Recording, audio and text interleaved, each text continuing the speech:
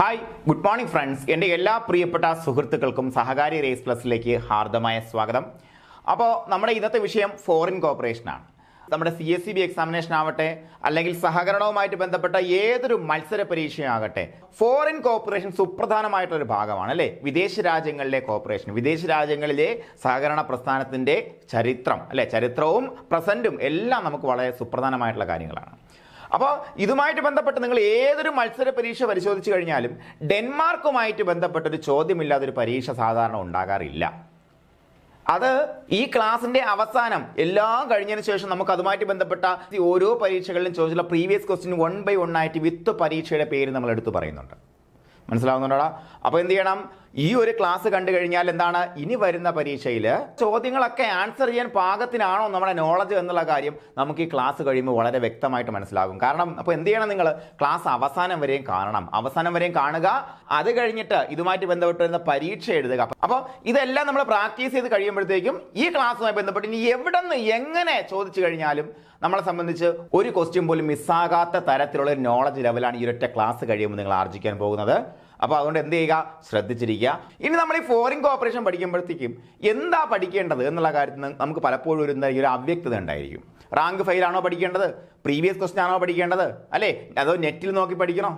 നിങ്ങളോട് ഞാൻ പറഞ്ഞുതരാം, നിങ്ങൾക്ക് പറഞ്ഞുതരാം എങ്ങനെയാണത് പ്രിപ്പയർ ചെയ്യേണ്ടതെന്ന് പറഞ്ഞുതരാം, അല്ലെങ്കിൽ നമ്മൾ എങ്ങനെയാണ് പ്രിപ്പയർ ചെയ്യുന്നതെന്ന് പറഞ്ഞുതരാടാ. നമുക്കിപ്പോൾ നിലവിലുള്ള എല്ലാ യൂണിവേഴ്സിറ്റികളുടെയും സഹകരണത്തിൻ്റെ പുസ്തകം, സഹകരണത്തിന് അവർ ഫോളോ ചെയ്യുന്ന പുസ്തകം, അതുപോലെ നമ്മുടെ സ്റ്റേറ്റ് കോപ്പറേറ്റീവ് യൂണിയൻ്റെ പുസ്തകങ്ങൾ, ഇതേപോലുള്ള പുസ്തകങ്ങൾ മാത്രമാണ് നമ്മൾ പഠിക്കേണ്ടത്. അപ്പോൾ ഈ പറഞ്ഞ എല്ലാ ടെക്സ്റ്റ് ബുക്കുകളുടെയും അന്തസത്തയാണ് ഈ ക്ലാസ് എന്ന് പറയുന്നത്. കുറച്ചധികം ലെങ്ത് ഉണ്ടായിരിക്കും, ചോദ്യങ്ങൾ ഡിസ്കസ് ചെയ്യുമ്പോഴത്തേക്കും കുറച്ച് സമയം എടുക്കും. പക്ഷേ എന്ത് ചെയ്യണം, നമ്മൾ എഫേർട്ട് ഇടണം കേട്ടോ, നമ്മൾ എഫേർട്ട് ഇട്ട് തന്നെ ഇരിക്കണം. ഏതൊരു ക്ലാസ്സുമായിട്ട് ഏതൊരു കോഴ്സുമായിട്ട് സഹകാരിയിൽ കിട്ടുന്ന ഓരോ ക്ലാസ്സും നിങ്ങൾക്ക് ഇതേപോലെ ആയിരിക്കും കിട്ടുക. അപ്പോൾ അതിൻ്റെ അവസാനം നമുക്ക് അതുമായിട്ട് ബന്ധപ്പെട്ട മാക്സിമം പ്രീവിയസും മോഡലും കവർ ചെയ്തിട്ടായിരിക്കും ആ ക്ലാസ്സുകൾ അവസാനിക്കുക. ഇനി ഈ ക്ലാസ് കഴിയുമ്പോൾ നിങ്ങളെ സംബന്ധിച്ച് നിങ്ങൾക്കൊരു കോൺഫിഡൻസ് ഉണ്ടാവും. എന്താ കോൺഫിഡൻസ് പറയുന്നത്? എനിക്കെല്ലാം അറിയാമല്ലോ, ആ ക്ലാസ് കണ്ട് ക്ലാസ് ശ്രദ്ധിച്ചിരിക്കുന്നവൻ മനസ്സിലാകൂടെ, അത് കഴിയുമ്പോഴത്തേക്ക് ഇന്നും നാളേക്ക് അത് ഓർമ്മയുണ്ടാകൂടെ, സ്വാഭാവികമാണത്. പക്ഷേ എന്താ അതൊരു ഫാൾസ് കോൺഫിഡൻസ് ആണ്. മനസ്സിലായോ പറഞ്ഞത്? ഇതൊരു ഫാൾസ് കോൺഫിഡൻസ്. ഒരാഴ്ച 2 ആഴ്ച മറന്നുപോകും. അപ്പോൾ എന്ത് ചെയ്യണം, നമ്മൾ റിവൈസ് ചെയ്ത് ഉറപ്പിക്കണം. മനസ്സിലായ പറഞ്ഞ് റിവൈസ് ചെയ്ത് ഉറപ്പിക്കണം. അതോടൊപ്പം കുറച്ച് പഠന ഉപാധികളും കൂടെ നമ്മൾ എന്ത് ചെയ്യണം, അതിനുവേണ്ടി പ്രയോജനപ്പെടുത്തണം.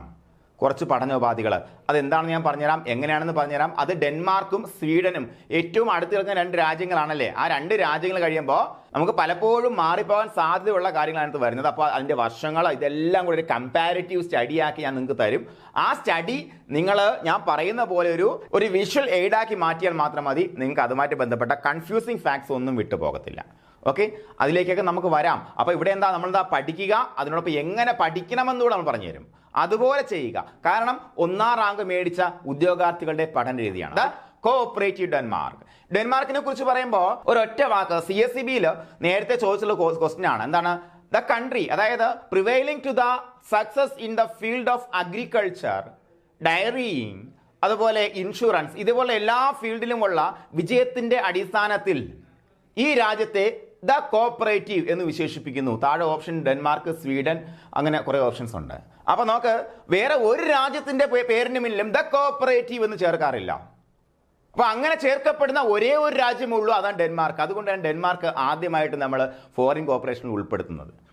മാത്രമല്ല ടോർച്ച് ബിയറർ, അതായത് മറ്റേത് രാജ്യത്തിന്റെ മുന്നിലും സഹകരണ പ്രസ്ഥാനത്തിന്റെ അടിസ്ഥാനത്തിൽ ദീപശിഖാവാഹകനായിട്ട് കടന്നുപോയി എന്ന് പറയപ്പെടുന്ന രാജ്യവും ഡെൻമാർക്കാണ്. അപ്പൊ അത്രയ്ക്ക് ഡെൻമാർക്കിന്റെ ഇക്കണോമിക് ഗ്രോത്തിൽ അത്രയ്ക്ക് ഇമ്പോർട്ടൻസ് ഉള്ള പ്രസ്ഥാനമാണ് മക്കളെ എന്ത്, സഹകരണ പ്രസ്ഥാനം. അപ്പൊ അതുകൊണ്ട് ഡെൻമാർക്ക് നമ്മൾ പഠിക്കണം. ഡെൻമാർക്ക് എന്നൊരു മാർക്ക് ഉറപ്പാണ്. അപ്പോൾ നമുക്ക് രണ്ട് ബേസിക് ആയിട്ടുള്ള ജിക്ക് നമുക്ക് നോക്കി പോകാം. ഒന്നെന്താണ്, ഡെൻമാർക്കിന്റെ തലസ്ഥാനം എന്താണ്, കോപ്പൻഹേഗൻ ആണ്. നിങ്ങൾക്ക് അറിയാവോടാ? അതുപോലെ കറൻസി എന്താണ്, കറൻസി ഡാനിഷ് ക്രോനാണ്. ചോദിക്കില്ല, കാരണം എന്താണ്, ഡാനിഷ് എന്ന പേര് തന്നെ ഉണ്ടല്ലേ, അത് ചോദിക്കാൻ സാധ്യതയില്ല. ഓക്കെ, അപ്പോൾ ക്യാപിറ്റൽ നമുക്ക് പഠിച്ചു പോകാം. എന്താ, കോപ്പൻഹേഗൻ ആണ്. ഇത് പഠിക്കാൻ വേണ്ടി ഞാൻ നിങ്ങളെ ജസ്റ്റ് ഒന്ന് അത് പിന്നെ പറഞ്ഞിട്ടും പറയാം. എന്തായാലും ഈ 2 കാര്യങ്ങൾ ഓർത്തിരിക്കുക. ഡെൻമാർക്കിന്റെ തലസ്ഥാനം കോപ്പൻഹേഗൻ. നിങ്ങൾ PSC പഠിക്കുന്ന എല്ലാ പേർക്കും ഇത് അറിയാവുന്ന കാര്യമായിരിക്കും, ബേസിക് ആയിട്ടുള്ള കാര്യമാണ്. അത് പഠിക്കാൻ കോഡിങ് ചെയ്യുന്ന ആവശ്യമില്ലല്ലോ. അപ്പൊ എന്താണ്, ഡെൻമാർക്കിന്റെ തലസ്ഥാനം എന്താണ് മക്കളെ, പറ, കോപ്പൻഹേഗൻ. കറൻസി എന്താടാ, ഡാനിഷ് ക്രോൺ ആണല്ലേ. ഓക്കെ, അപ്പൊ ഡെൻമാർക്കിനെ കുറിച്ച് പഠിക്കുമ്പോൾ നമുക്ക് കുറച്ച് പ്രത്യേകതകൾ സ്ഥിരമായിട്ട് പരീക്ഷയ്ക്ക് ചോദിക്കുന്ന കുറേ ആ പോയിന്റ്സ് നമുക്ക് ആദ്യം ഒന്ന് നോക്കി പോകാം. വിശദമായിട്ട് ഇതിനെക്കുറിച്ചൊക്കെ നമുക്ക് അങ്ങോട്ട് വരുന്നുണ്ട്. അപ്പോൾ സ്ഥിരമായിട്ട് ചോദിക്കുന്ന കാര്യങ്ങളാണ്. Denmark is famous four dairying. എന്താ ഡയറിങ് എന്ന് പറഞ്ഞാൽ നിങ്ങൾക്ക് എല്ലാവർക്കും അറിയാലോ. ഇതാ ഇവിടെ തന്നെ നിൽപ്പുണ്ട് ആര്, നമ്മുടെ പശുമ്പ അവിടെ നിൽപ്പുണ്ടല്ലേ, ഡയറിയുടെ സ്പെല്ലിംഗ് ശ്രദ്ധിക്കണം കേട്ടോ. ഇതിനു മുന്നേ ഒരു പരീക്ഷയിൽ സ്പെല്ലിംഗ് തെറ്റിച്ചിട്ട് PSC ഒരു ക്വസ്റ്റ്യൻ ചോദിച്ചു. അതായത് താഴെ തന്നിരിക്കുന്നവയിൽ ക്രീം സെപ്പറേറ്റർ കണ്ടുപിടിച്ച ആരാണെന്ന്. അത് HC നിൽസൺ ആണ്. അതിന്റെ ഉത്തരം നീൽസൺ, നെക്സൺ, നീൽസൺ ഇങ്ങനെയൊക്കെയാണ് PSC ചോദിച്ചാൽ ക്വസ്റ്റ്യൻ എടുത്ത് വെച്ചിട്ടുണ്ട്. അപ്പൊ എന്ത് ചെയ്യണം, ഇവിടെ നമ്മൾ അതിന്റെ സ്പെല്ലിംഗ് വരെ പഠിച്ചു പോകണം. കാര്യം എന്താ, വേറെ ഡയറി ഉണ്ട്, മനസ്സിലായോ? DAIRY എന്ന് പറഞ്ഞാലാണ് എന്ത്, നമ്മുടെ പാൽ ഉൽപാദനം. DIARY എന്നൊരു ഡയറിയും ഉണ്ട്. അതെന്താ, നമ്മൾ ഡെയിലി എഴുതുന്ന ഡയറി. ഇതല്ല ഈ ഡയറി കേട്ടോ. നോക്കാം, Denmark is famous four dairying. ചോദ്യമാണ്. CSCBയുടെ ക്വസ്റ്റ്യൻ ആണ് കേട്ടോ. CSCBയുടെ സ്ഥിരം ചോദ്യമാണ്. Denmark is famous for dash എന്ന് ചോദിക്കും. അപ്പോൾ എന്താണ്, ഡയറിങ് എന്നാണ് ഉത്തരം. ഏറ്റവും കൂടുതൽ പ്രിവെയിൽ ചെയ്തിരിക്കുന്ന ഡെൻമാർക്ക് ഏറ്റവും കൂടുതൽ എന്താണ് സാമ്പത്തിക വ്യവസ്ഥയിൽ സംഭാവന കൊടുക്കുന്ന മേഖല എന്താ മക്കളെ? പാൽ ഉൽപാദനവുമായിട്ട് ബന്ധപ്പെട്ട മേഖലയാണ് അല്ലേ. പശുക്കളെ വളർത്തുകയും അതുമൂലം അത് പാൽ ഉൽപ്പാദിപ്പിക്കുകയും അതിൽ നിന്ന് കിട്ടുന്ന എന്താണ് ഉപോൽപ്പന്നങ്ങൾ അല്ലെങ്കിൽ ഉൽപ്പന്നങ്ങളാക്കി വിൽപ്പന നടത്തുകയും ചെയ്ത് ഉപജീവനം കഴിക്കുന്ന കുറേ ആൾക്കാരാണ് ഡെൻമാർക്കിൽ താമസിക്കുന്നത്. അപ്പോൾ രണ്ടാമത്തെ പോയിന്റ് നിങ്ങളൊന്ന് വ്യക്തമായിട്ടൊന്ന് ശ്രദ്ധിക്കുക. Country with no cooperative legislation. ഞാൻ ഇത്രയും മനോഹരമായിട്ടുള്ള പ്രസന്റേഷൻ എടുത്തു വെച്ചിരുന്നതെന്ന് അറിയാമോ? എന്തിനാ ഇത്രയും മനോഹരമായ ഒരു പ്രസന്റേഷൻ എടുത്തു വെച്ചിരിക്കുന്നത്? ഇത്രയും കളർഫുൾ ആയിട്ടുള്ള പ്രസന്റേഷൻ എന്തിനാ? ഇത് കാണുമ്പോൾ നമ്മുടെ മനസ്സിലൊരു സമാധാനമില്ലേടാ? നമ്മളെല്ലാവരും ആഗ്രഹിക്കുന്ന ഒരു സമാധാനം നിങ്ങളുടെ മനസ്സിലോട്ട് ഓടി വരുന്നില്ലേ? അതായത് നമ്മുടെ വിൻഡോസിന്റെ വാൾപേപ്പർ പോലെ അല്ലേ? വിൻഡോസിന്റെ പഴയ 7ന്റെ അല്ലടാ, വിൻഡോസ് 3യുടെ ഒക്കെ വാൾപേപ്പർ ഇല്ലേ, പഴയ വാൾപേപ്പർ, അതേപോലെ അല്ലേ? അതേപോലെ ഉള്ളൊരു ഒരു സ്ഥലം അല്ലേ നമ്മുടെ മനസ്സിലോട്ട് ഓടി വരുന്നുണ്ട്. അപ്പോൾ ഇവിടെ ആ പോയിന്റ് നിങ്ങൾ ശ്രദ്ധിക്കുക. നോ ലെജിസ്ലേഷൻ, കോഓപ്പറേറ്റീവ് ലെജിസ്ലേഷൻ ഇല്ല. എന്താ ലെജിസ്ലേഷൻ എന്ന് പറഞ്ഞാൽ എന്താ? നിയമ സംവിധാനം അല്ലേ? കോഓപ്പറേറ്റീവ് നിയമ സംവിധാനം. നമ്മുടെ നാട്ടിലൊക്കെ ഒരു ദിവസമെങ്കിലും കോഓപ്പറേറ്റീവ് ലെജിസ്ലേഷൻ ഇല്ലാതെ എന്തായിരിക്കും സംഭവിക്കുക? ഞാൻ ഒന്ന് ആത്മവിമർശനമായിട്ട് പറയുകയാണ്. ചില സ്ഥലങ്ങളിലെങ്കിലും എന്താണ് ചില തരത്തിലുള്ള നിയമത്തിന്റെ വയലേഷൻസ് പലപ്പോഴും കണ്ടുവരാറുണ്ട് അല്ലേ? അപ്പോൾ നോക്ക്, പക്ഷേ ഒരു രാജ്യത്ത് മക്കളെ എന്താണ് കോഓപ്പറേറ്റീവ് ലെജിസ്ലേഷൻ ഇല്ലാതെ സഹകരണ പ്രസ്ഥാനം ഇത്ര കണ്ട് വളർന്നു എന്നുള്ള കാര്യം നിങ്ങൾ മനസ്സിലാക്കുക. എന്തായിരിക്കും അതിന് കാരണം? അതിന് കാരണം പഠിച്ചുകൊണ്ട് നമുക്ക് മുന്നോട്ട് പോകാം. ഇനി ഡെൻമാർക്ക് എന്ന് പറയുന്ന കൺട്രി സ്കാൻഡിനേവിയൻ കൺട്രിയാണ്, നിങ്ങളൊന്ന് ഓർത്ത് വെക്കണം കേട്ടോ. സ്കാൻഡിനേവിയൻ കൺട്രി പ്രത്യേകത എന്താ? സ്കാൻഡിനേവിയൻ കൺട്രി പ്രത്യേകത എന്താണ്? എന്തൊക്കെയാണ് സ്കാൻഡിനേവിയൻ കൺട്രി ഓർത്തിരിക്കാൻ വേണ്ടി നമുക്കൊരു ചെറിയ കോഡുണ്ട്. എന്താ? ഫൈൻസ് ആണ് കേട്ടോ. എന്താണ് fines? S for Sweden, D for എന്താണ് ഡെൻമാർക്ക്, N ഫോർ നോർവേ അല്ലേ, അതുപോലെ I for Iceland and F for Finland. അപ്പോൾ ഇതാണ് നമ്മുടെ എന്താ സ്കാൻഡിനേവിയൻ കൺട്രീസിന്റെ ലിസ്റ്റ്. അപ്പോൾ അതിലാണ് നമുക്ക് പ്രധാനമായിട്ടും ഡെൻമാർക്കും സ്വീഡനാണ് പ്രധാനമായിട്ടും പഠിക്കാനുള്ളത്. അപ്പോൾ എന്താണ് ഇത് രണ്ടും തമ്മിലുള്ള കമ്പാരിസൺ ആണ് ഞാൻ അവസാനം തരാമെന്ന് പറഞ്ഞു കേട്ടോ. അപ്പോൾ എന്താണ് ഈ സ്കാൻഡിനേവിയൻ കൺട്രീസിന്റെ പ്രത്യേകത? നിങ്ങൾ അടുത്തെങ്കിലും ചില വാദപ്രതിവാദങ്ങൾ കേട്ടിട്ടുണ്ടാവും. എന്താണ് ഹാപ്പിനെസ് ഇൻഡെക്സ് എന്ന് കേട്ടിട്ടുണ്ടാവും അല്ലെ? ഹാപ്പിനെസ് ഇൻഡെക്സ് എന്താണ്? സന്തോഷത്തിന്റെ അനുപാതം, എന്താണ് സന്തോഷത്തിന്റെ കണക്ക് അല്ലെ? നമ്മുടെ ഒരു രാജ്യത്ത് അല്ലെങ്കിൽ ഒരു സ്ഥലത്തുള്ള ആൾക്കാർ എത്രമാത്രം സന്തോഷവാന്മാരാണ് എന്ന് നടക്കുന്ന സർവേയുടെ ഇൻഡെക്സ് ആണ് എന്ത്? ഹാപ്പിനെസ് ഇൻഡെക്സ് എന്ന് പറയുന്നത്. ഇതെങ്ങനെ അളക്കാൻ പറ്റും? ഹാപ്പിനെസ് ഇൻഡെക്സ് കേരളത്തിൽ അളന്നാൽ എന്തായിരിക്കും ഫലം? ഇവിടെ ആരെങ്കിലും ഹാപ്പി ആയിട്ടുണ്ടോ? ഞാൻ ചോദിക്കുന്നു, നിങ്ങൾ ഹാപ്പി ആണോ? അല്ലെങ്കിൽ എന്തുകൊണ്ട് ഹാപ്പി അല്ല? നമുക്കിതൊരു എന്താണ് ഫിലോസഫി ക്ലാസ് അല്ല, എന്നാൽ നമ്മൾ കുറച്ച് കാര്യങ്ങൾ ഓർത്തിരിക്കണം. എന്താണ് മക്കളെ? എന്താണ് ഇവിടെ ഈ രാജ്യങ്ങൾ ഹാപ്പിനെസ് ആവാൻ, അവിടെയുള്ള രാജ്യങ്ങൾ ഹാപ്പി ആകാനുള്ള പ്രധാനപ്പെട്ട കാരണം എന്ന് പറയുന്നത്, നമ്മളെല്ലാവരും മനുഷ്യരാണ്. അവിടെ ജനിച്ചതും മനുഷ്യരാണ്, ഇവിടെ ജനിച്ചതും മനുഷ്യരാണ്. നമ്മളെല്ലാം ഹോമോ സാപ്പിയൻസ് ആണ് അല്ലേ? എന്താ നമ്മളെ വ്യത്യാസം എന്താ? ഒന്ന് ആലോചിച്ച് നോക്ക്. എന്താ വ്യത്യാസം? ഒരുപാട് വ്യത്യാസമുണ്ട്. അവിടുത്തെ മണ്ണിനെന്നുള്ള വ്യത്യാസം, നിറത്തിലല്ല വ്യത്യാസം, ഒരു വ്യത്യാസമുണ്ട്. എന്താ? വിദ്യാഭ്യാസത്തിലുള്ള വ്യത്യാസം വളരെ ഇമ്പോർട്ടൻ്റ്. എന്താണ്? ഡെൻമാർക്ക് പോലുള്ള രാജ്യങ്ങളിൽ അനൗപചാരിക വിദ്യാഭ്യാസത്തിന് അല്ലെങ്കിൽ എന്താണ് കരിക്കുലം ബേസ് ചെയ്തല്ലാത്ത സാധാരണക്കാരനെ എങ്ങനെ ജീവിക്കണം, എങ്ങനെ പെരുമാറണം എന്നുകൂടി പഠിപ്പിക്കുന്ന വിദ്യാഭ്യാസ സമ്പ്രദായം ഈ രാജ്യങ്ങളിലുണ്ട്. പിന്നെ ഉണ്ട്, കാരണം ആ രാജ്യങ്ങളൊക്കെ മതമുക്തമാണ്. മതം എന്ന് പറയുമ്പോഴത്തേക്കും വലിയ കുഴപ്പമുള്ളതാണെന്ന് വെച്ചാൽ അത് ഞാൻ ഒരു തർക്കത്തിനില്ല, അവിടെ നിൽക്കട്ടെ. പലപ്പോഴും മതത്തിന് ഇതിൻ്റെതായ പ്രശ്നങ്ങളുണ്ട് താനും. അപ്പോൾ ഈ രാജ്യങ്ങളൊക്കെ മതമുക്തമായിട്ടുള്ള രാജ്യങ്ങളാണ്. അപ്പോൾ അങ്ങനെ കുറേ കാരണങ്ങളുണ്ട്, അതിൻ്റെ മുന്നിലേക്ക് ഞാൻ പോകുന്നില്ല. എന്തായാലും ഇങ്ങനെ കുറേ കാരണങ്ങളുണ്ടാണ് ഇവരൊക്കെ ഹാപ്പിനെസ് ഇൻഡെക്സിൽ മുന്നിൽ നിൽക്കുന്ന രാജ്യങ്ങളായി മാറുന്നത്. ഓക്കെ, അപ്പൊ എന്താ ഞാൻ പറഞ്ഞു വന്നേ, അതുകൊണ്ട് തന്നെയാണ്, അങ്ങനെ കുറെ കാരണങ്ങൾ ഉള്ളത് കൊണ്ട് തന്നെയാണ് അല്ലേ, പീപ്പിൾ അവർക്ക് എങ്ങനെ ജീവിക്കണം, അടുത്തുള്ളവരോട് എങ്ങനെ പെരുമാറണം, എങ്ങനെ ചിരിക്കണം, അതെ അല്ലേ, അതുപോലെ ഇങ്ങനെയുള്ള കാര്യങ്ങളൊക്കെ പഠിപ്പിച്ചു കൊടുക്കാനുള്ള എഡ്യൂക്കേഷൻ സിസ്റ്റം അവിടെ ഉണ്ടോ മക്കളെ. അതുകൊണ്ട് അവരൊക്കെ നല്ല മനുഷ്യരാണ്. അതുകൊണ്ട് തന്നെയാണ് ഇത്തരത്തിലുള്ള നല്ലൊരു പ്രസന്റേഷൻ ഞാൻ നിങ്ങളുടെ മുന്നിലോട്ട് വെച്ചത്. ഓക്കെയാണ്. അവർക്ക് വേറെ അന്യൻ്റെ മുതൽ കക്കണമെന്നോ പിടിച്ചു പറിക്കണമെന്നോ അല്ലെങ്കിൽ എനിക്ക് നിങ്ങളെക്കാൾ കൂടിയവനാണെന്നോ വലിയവനാണോ നിങ്ങളെക്കാൾ വലിയ വീട് വെക്കണമെന്നോ അങ്ങനെ ഒന്നും ചിന്തയൊന്നും അവർക്കില്ല. അവർക്ക് ജീവിക്കുക, സന്തോഷിക്കുക, സന്തോഷം കണ്ടെത്തുക. എങ്ങനെ സന്തോഷം കണ്ടെന്ന് അവരെ പഠിപ്പിച്ചു കൊടുത്തിട്ടുണ്ട് അല്ലേ. ഓക്കെ, അപ്പോൾ നോക്ക്, country with no cooperative legislation. മറന്നു പോകരുത്, 2 പോയിന്റ് എപ്പോഴും ചോദിക്കുന്ന ക്വസ്റ്റ്യൻ ആണ് മക്കളെ. എന്താ country with no cooperative legislation? വേറെ ഒരു രാജ്യത്തും ഇല്ല, കോർപ്പറേറ്റ് രജിസ്ട്രേഷൻ ഇല്ലാത്ത ഒരു രാജ്യവും ഇല്ല മക്കളെ.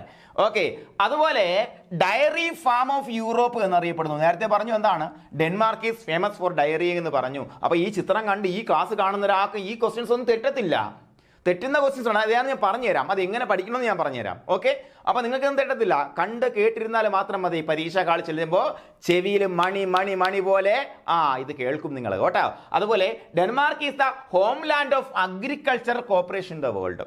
ശ്രദ്ധിക്കുക, നമ്മളിവിടെ 2 പോയിന്റ് ഡയറിയുമായിട്ട് ബന്ധപ്പെട്ടാ പറഞ്ഞിരിക്കുന്നത് അല്ലേ. ഡയറിങ് എന്ന് പറയുമ്പോഴത്തേക്കും അഗ്രികൾച്ചറിന്റെ സബ്സിഡിയറി ആണ്, നിങ്ങൾക്ക് അറിയാവുന്ന കാര്യമാണ്. അഗ്രികൾച്ചർ എന്ന് പറയുമ്പോൾ എന്താണ്, കാർഷികോൽപാദനം അല്ലേ, കാർഷികോൽപാദനം. അപ്പോൾ കാർഷികോൽപാദന മേഖലയുടെ സബ്സിഡിയറി ആയിട്ട് പ്രവർത്തിക്കുന്ന മേഖലയാണ് ഇത് ഡയറി മേഖല. എന്തുകൊണ്ട് ഇത് ഹോംലാൻഡ് ഓഫ് അഗ്രികൾച്ചറൽ കോർപ്പറേഷൻ എന്നറിയപ്പെട്ടു? പിന്നെ ഇത് ഡെൻമാർക്ക് ഡയറിയിങ്ങിന് പ്രശസ്തമായി എന്നുള്ള കാര്യമൊക്കെ ഞാൻ ഡയറിയിങ്ങിന് സെഷൻ വരുമ്പോൾ കൃത്യമായിട്ട് പറഞ്ഞുതരാം. കാരണം അതോടെ പറഞ്ഞാൽ കാട് കയറി പോകും, അവിടെ ഇവിടെയും 2 ആയി പോകും. അവിടെ നിൽക്കട്ടെ. എന്നാൽ കൂടി എന്താ ഇത് ഓർത്ത് വയ്ക്കുക, ഈ ഡയറിയിങ് നമ്മൾ എന്തായാലും കണ്ണുംപൂട്ടി ഓർക്കും. പക്ഷേ ഇതായിരിക്കും സംശയം വരുന്നത്, Denmark is the homeland of agricultural corporation എന്ന് പറഞ്ഞാൽ നമ്മൾ പിന്നെ ആദ്യം ഒരു പ്രാവശ്യം ക്ലാസ് എവിടെയെങ്കിലും എന്തെങ്കിലും വായിച്ചിട്ടുണ്ടെന്ന് തോന്നുന്നു, ഇത് ഡയറിയിങ്, ഡെൻമാർക്ക് ഡയറിയിങ് അല്ലേ, അഗ്രികൾച്ചർ അല്ലല്ലോ, ഇങ്ങനെ സംശയം തോന്നൂലേടാ?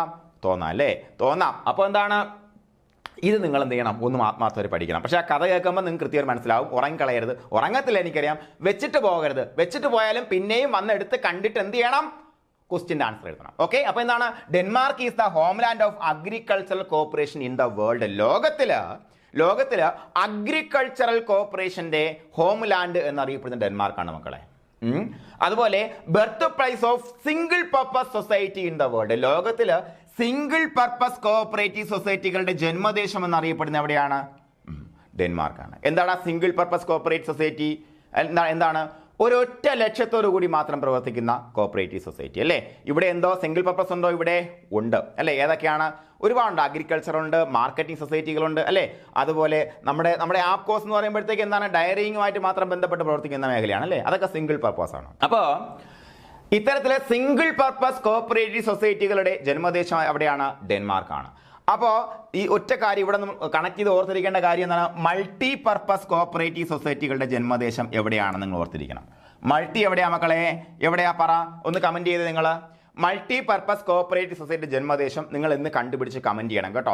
അല്ലെങ്കിൽ ഇപ്പം ഇന്ന് നിങ്ങൾ കമന്റ് ചെയ്തോളൂ. എന്താണ് മൾട്ടി പർപ്പസ് കോഓപ്പറേറ്റീവ് സൊസൈറ്റികളുടെ ജന്മദേശം? കാരണം എന്താ, നിങ്ങൾ ഒരു പ്രാവശ്യം അറിയാം, നിങ്ങൾ ഒരു പ്രാവശ്യം എഴുതിയാൽ പിന്നെ മറക്കത്തില്ല. ചോദിക്കുന്ന ക്വസ്റ്റ്യൻ ഞാൻ പറയുന്നത്, ചുമ്മാ CSBക്കും PSC ചോദിക്കുന്ന ക്വസ്റ്റ്യൻ ഞാൻ പറഞ്ഞേ മൾട്ടി പർപ്പസ് എന്താണ്. അപ്പോൾ നിങ്ങൾക്ക് അറിഞ്ഞുകൂടാങ്കിൽ നിങ്ങൾ കണ്ടെത്തി താഴെ കമന്റ് ചെയ്ത് നിങ്ങൾക്ക് ആ ക്വസ്റ്റ്യൻ മറക്കത്തില്ല, നിങ്ങൾ ജമ്മത്ത് മറക്കത്തില്ല. മനസ്സിലായി പറഞ്ഞേ? അപ്പോൾ എന്ത് ചെയ്യണം, മൾട്ടി പർപ്പസ് കോഓപ്പറേറ്റീവ് സൊസൈറ്റി ജന്മദേശം നിങ്ങൾ താഴെ കമന്റ് ചെയ്യണം. ഓക്കെ, ഇനി നോക്കാം. ഞാൻ ആദ്യത്തെ സ്ലൈഡിലല്ല ഞാൻ തുടക്കത്തിൽ പറഞ്ഞു എന്താണ്, the torch bearer to other countries of the world with respect to cooperative movement എന്ന് വെച്ചാൽ ആരാണ്? ഡെൻമാർക്കാണ് അല്ലേ. ഡെൻമാർക്ക് ആരാണ്? ദീപശിഖയും വഹിച്ചു കൊണ്ടുപോയ ആൾ. ആരാ ദീപശിഖ വഹിക്കുന്നത്? ഒരു ടീമിനെ നയിക്കുന്നല്ലേ. ഒരു ടീമിനെ നയിക്കുമ്പോൾ അതിൻ്റെ ക്യാപ്റ്റൻ ആയിരിക്കും ദീപശിഖയും വഹിച്ചുകൊണ്ട് മുന്നേറ്റ് പോകുന്നത്. ബാക്കി ആൾക്കാർ ബാക്കിൽ നിന്ന് അങ്ങ് പൊക്കോളും. വഴികാട്ടിയായിട്ടുള്ള ആ ഒരാൾ, അതാണ് അങ്ങനെ വിളിക്കപ്പെടുന്നുണ്ട്. പ്രീവിയസ് ക്വസ്റ്റ്യൻ ആട്ടോ. ഇങ്ങനെ നിങ്ങൾ ആ ടോർച്ച് ബിയർ എന്ന് കണ്ട് ഇതിങ്ങനെയൊക്കെ ചോദിക്കോ സാറേ? ചോദിച്ചിട്ടുണ്ട് കേട്ടോ, ചോദിച്ചിട്ടുണ്ട്. ഓക്കെ, എന്താണ് the torch bearer to the other countries of the world with respect to cooperative movement എന്ന് പറഞ്ഞാൽ ഡെൻമാർക്കാണ് മക്കളെ. അപ്പൊ സംശയം വരും, ഇത് ഇംഗ്ലണ്ട് അല്ലേ എന്ന്. കാര്യം എന്താ, റൊച്ചഡേ പൈനേഴ്സ് എവിടെയാ പരിപാടി തുടങ്ങിയത്? കുറെ പാവപ്പെട്ട വീവേഴ്സ് ആയിട്ടുള്ള റൊച്ചഡേ പൈനേഴ്സ് ആണ് ഇത് തുടങ്ങുന്നല്ലേ പരിപാടി. റോബർട്ടോവന്റെ നേതൃത്വത്തിൽ തുടങ്ങുന്ന ഇത്. അപ്പൊ ഇതല്ലേ ഇംഗ്ലണ്ട് അല്ലേ എന്ന് വെച്ചാൽ അല്ല. കോഓപ്പറേറ്റീവ് മൂവ്മെന്റ് ആവിർഭാവം എവിടെയാണെന്ന് നിങ്ങൾക്ക് അറിയാം. പക്ഷേ ടോർച്ച് ബിയറർ എന്നറിയപ്പെടുന്ന ആരാണ്? ഡെൻമാർക്കാണ്. ഇവിടെയാണ് സംശയം വരുന്ന കാര്യം. സംശയം ഞാൻ ഇപ്പോഴേ പറഞ്ഞു, ഇനി പരീക്ഷാ ഹാളിൽ പോയി സംശയം ഉണ്ടാകാൻ പാടില്ല. ഓക്കെ ആണോ മക്കളെ? ഓക്കെ അല്ലേ? ഇനി ഞാൻ മറക്കില്ലല്ലോ, നോക്കാം. അതുപോലെ because of the success of cooperatives in agriculture, question ആണ് കേട്ടോ പറയുന്ന, ഇങ്ങനെ ചോദിച്ചിട്ടുണ്ട്. അഗ്രികൾച്ചറൽ സക്സസ് ആയിരുന്നു അവര്, ഡയറിയിൽ സക്സസ് ആയിരുന്നു, കൺസ്യൂമർ കോർപ്പറേഷൻ സക്സസ് ആയിരുന്നു, അതുപോലെ ബേക്കൺ, എഗ്, ഇൻഷുറൻസ്, ഇതെല്ലാം സക്സസ്ഫുൾ ആയിട്ട് സഹകരണ പ്രസ്ഥാനത്തിൽ മുന്നോട്ട് പോയത് കൊണ്ട് തന്നെ ആ രാജ്യത്തെ എന്ത് വിളിക്കുന്നു? ദി കോഓപ്പറേറ്റീവ് ഡെൻമാർക്ക് എന്ന് വിളിക്കുന്നു. The cooperative Denmark. അന്നത്തെ ചോദ്യം ഇതായിരുന്നു മക്കളെ, ഇന്ന കാര്യങ്ങൾ ഉള്ളത് കൊണ്ട് തന്നെ ഏത് രാജ്യത്തിന് മുന്നെയാണ് ദ കോഓപ്പറേറ്റീവ് എന്ന് ചേർത്തിരിക്കുന്നത് എന്നാലും ചോദ്യം. താഴെ ഉത്തരം ഡെൻമാർക്കാണ് ഉത്തരം. ഓക്കെ ആണോ? പറഞ്ഞേ ഓക്കെ അല്ലേടാ? ഓക്കെ അല്ലേ? ഇത് മറക്കോ നിങ്ങൾ? ഈ കാര്യങ്ങളൊന്നും നിങ്ങൾ മറക്കില്ല, എനിക്കറിയാം. ശ്രദ്ധിച്ചിരിക്കുന്നോ മറക്കത്തില്ല. ഒരു പ്രാവശ്യം കേൾക്കേണ്ട ആവശ്യമുണ്ടോ? ഇല്ലെന്ന് തന്നെ എനിക്കറിയാം. ഇനി ഒരു പോയിന്റ് വെള്ള കളറിൽ കൊടുത്തിട്ടുണ്ട്, വോളണ്ടറി മൂവ്മെന്റ്. വോളണ്ടറി മൂവ്മെന്റ് എന്താ? ആരാടാ വോളണ്ടിയർ എന്ന് പറഞ്ഞാൽ? ആരാ വോളണ്ടിയർ? വോളണ്ടിയർ എന്ന് പറഞ്ഞാൽ എന്താണ്? സ്വയമേവ തുനിഞ്ഞിറങ്ങി ചെല്ലുന്നവനാണ് നമ്മൾ വോളണ്ടിയർ എന്ന് പറയുന്നത്, അല്ലേ? നമ്മൾ എന്താണ് ഈ പരിപാടിക്ക് നീ വോളണ്ടിയർ ആണ്. കാരണം എന്താ? അവൻ ആരും നിർബന്ധിച്ചിട്ടല്ല അവൻ ഈ പരിപാടി നടത്താൻ വേണ്ടി മുന്നോട്ട് വരുന്നത്. അങ്ങനെ ഉണ്ടെങ്കിൽ അവൻ വോളണ്ടിയർ അല്ല. മനസ്സിലായോ പറഞ്ഞേ? ഇപ്പോൾ നമ്മുടെ ഫ്ലഡ് വന്ന സമയത്ത് ഒരുപാട് ആൾക്കാരെ സഹായിക്കാൻ വേണ്ടി മുന്നോട്ട് വന്നു. അല്ലെങ്കിൽ എന്താണ് ഈ ഭക്ഷണപ്പൊതികൾ സോർട്ട് ചെയ്യാനും കളക്ട് ചെയ്യാനും കൊടുക്കാനും എല്ലാത്തിനും മുന്നോട്ട് അവരെല്ലാം വോളണ്ടിയേഴ്സാ. കാരണം എന്താ? നീ വന്നേ പറ്റൂ എന്ന് പറഞ്ഞ് സർക്കാർ നിർബന്ധിച്ച് കൊണ്ടുവന്നതല്ല, അവരെല്ലാം സ്വമേധ ഇറങ്ങി വന്ന ആൾക്കാരാണല്ലേ, വോളണ്ടിയർ ആണ് അവര്. അപ്പോ ഇതൊരു വോളണ്ടിയറി മൂവ്മെന്റ് ആണ്. എന്താണ്? കോർപ്പറേഷൻ അവിടെ എന്താണ്? ലെജിസ്ലേഷന്റെ അടിസ്ഥാനമായി നിർബന്ധപ്പെടുത്തിയിരിക്കുന്നില്ല. കാരണം എന്താ? അവിടെ എന്തില്ല? കോഓപ്പറേറ്റീവ് ലെജിസ്ലേഷൻ ഇല്ല. പിന്നെ എന്താ? ആരുടെയും നിർബന്ധ പ്രകാരമല്ല അവിടെയുള്ള ആൾക്കാർ സഹകരണത്തിലേക്ക് വന്നത്.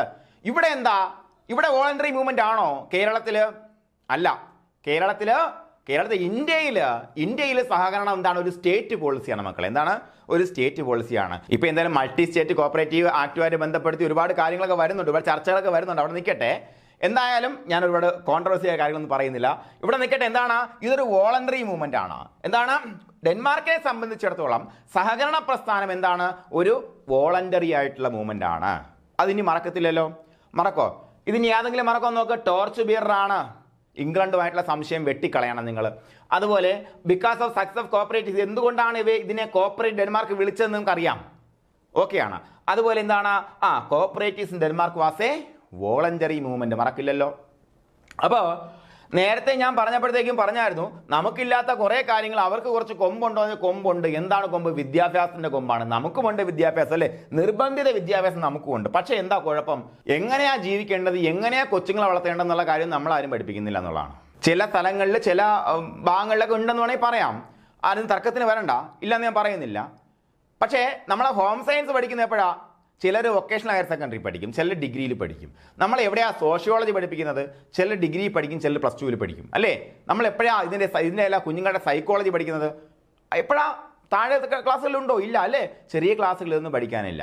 നമ്മൾ എന്ത് ചെയ്യും? നമ്മൾ അടുത്തിരിക്കുന്ന ഒരു കുട്ടിയെ എത്രത്തോളം കളിയാക്കാൻ പറ്റുമോ അതിൽ കളിയാക്കുകയും ആനന്ദം കണ്ടെത്തുകയും ചെയ്യുന്ന കുട്ടികളാണ് നമ്മുടെ ഇടയിലുള്ളത്, അല്ലേ? വിദേശ രാജ്യങ്ങളിൽ ബുള്ളിയിങ് എന്ന് പറഞ്ഞാൽ വലിയ തെറ്റർഹിക്കുന്ന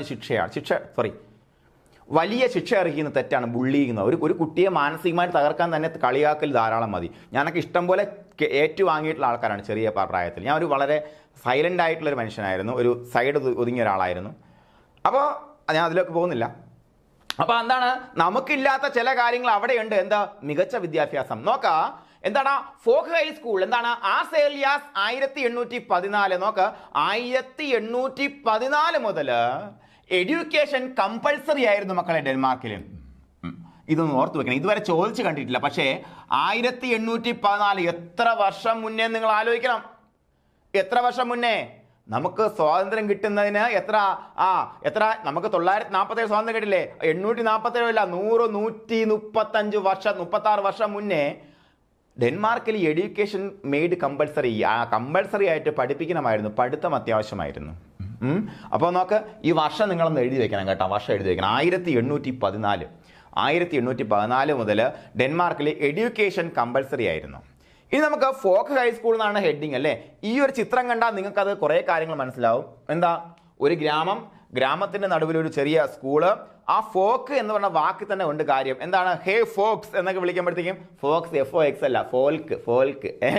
നമ്മുടെ ഇംഗ്ലീഷ് സിനിമകളിലൊക്കെ ഫോക്ക് നാട്ടുകാർക്ക് പറയുന്ന പേരാണ് ഫോക്ക് എന്ന് പറയുന്നത്. ഫോക്ക് ഡാൻസ് മനസ്സിലായില്ലേ? ഫോക്ക് ഡാൻസ് അത് തന്നെയാണ്.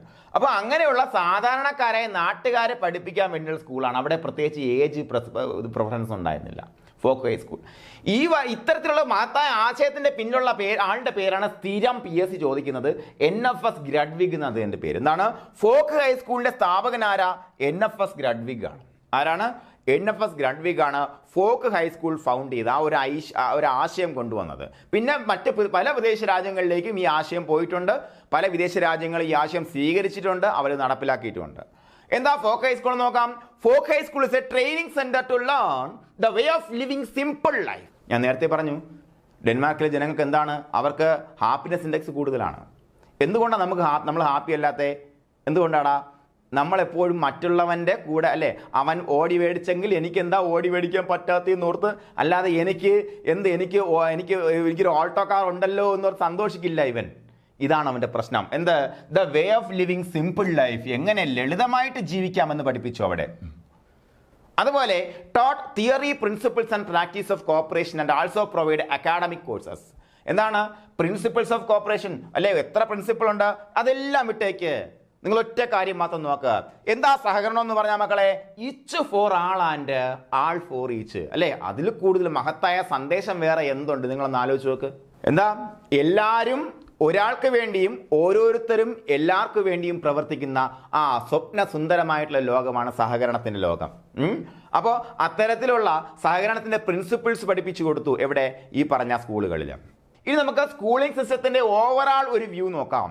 പ്രധാനമായിട്ടും സ്കൂളിംഗ് സിസ്റ്റത്തിൽ ഡെൻമാർക്കിൽ ഫോക്ക് ഹൈ സ്കൂൾ ഉണ്ടായിരുന്നു, റൂറൽ സ്കൂളുകൾ ഉണ്ടായിരുന്നു, അഗ്രികൾച്ചറൽ സ്കൂൾ ഉണ്ടായിരുന്നു. എന്തൊക്കെയാണോ മക്കളെ? Folk high school, rural school, agricultural school. അപ്പോൾ നമുക്ക് ചില പുസ്തകങ്ങളിൽ ഫോൾഡ് സ്കൂൾ എന്നും കൂടെ നമുക്ക് പലപ്പോഴും കാണാൻ പറ്റും.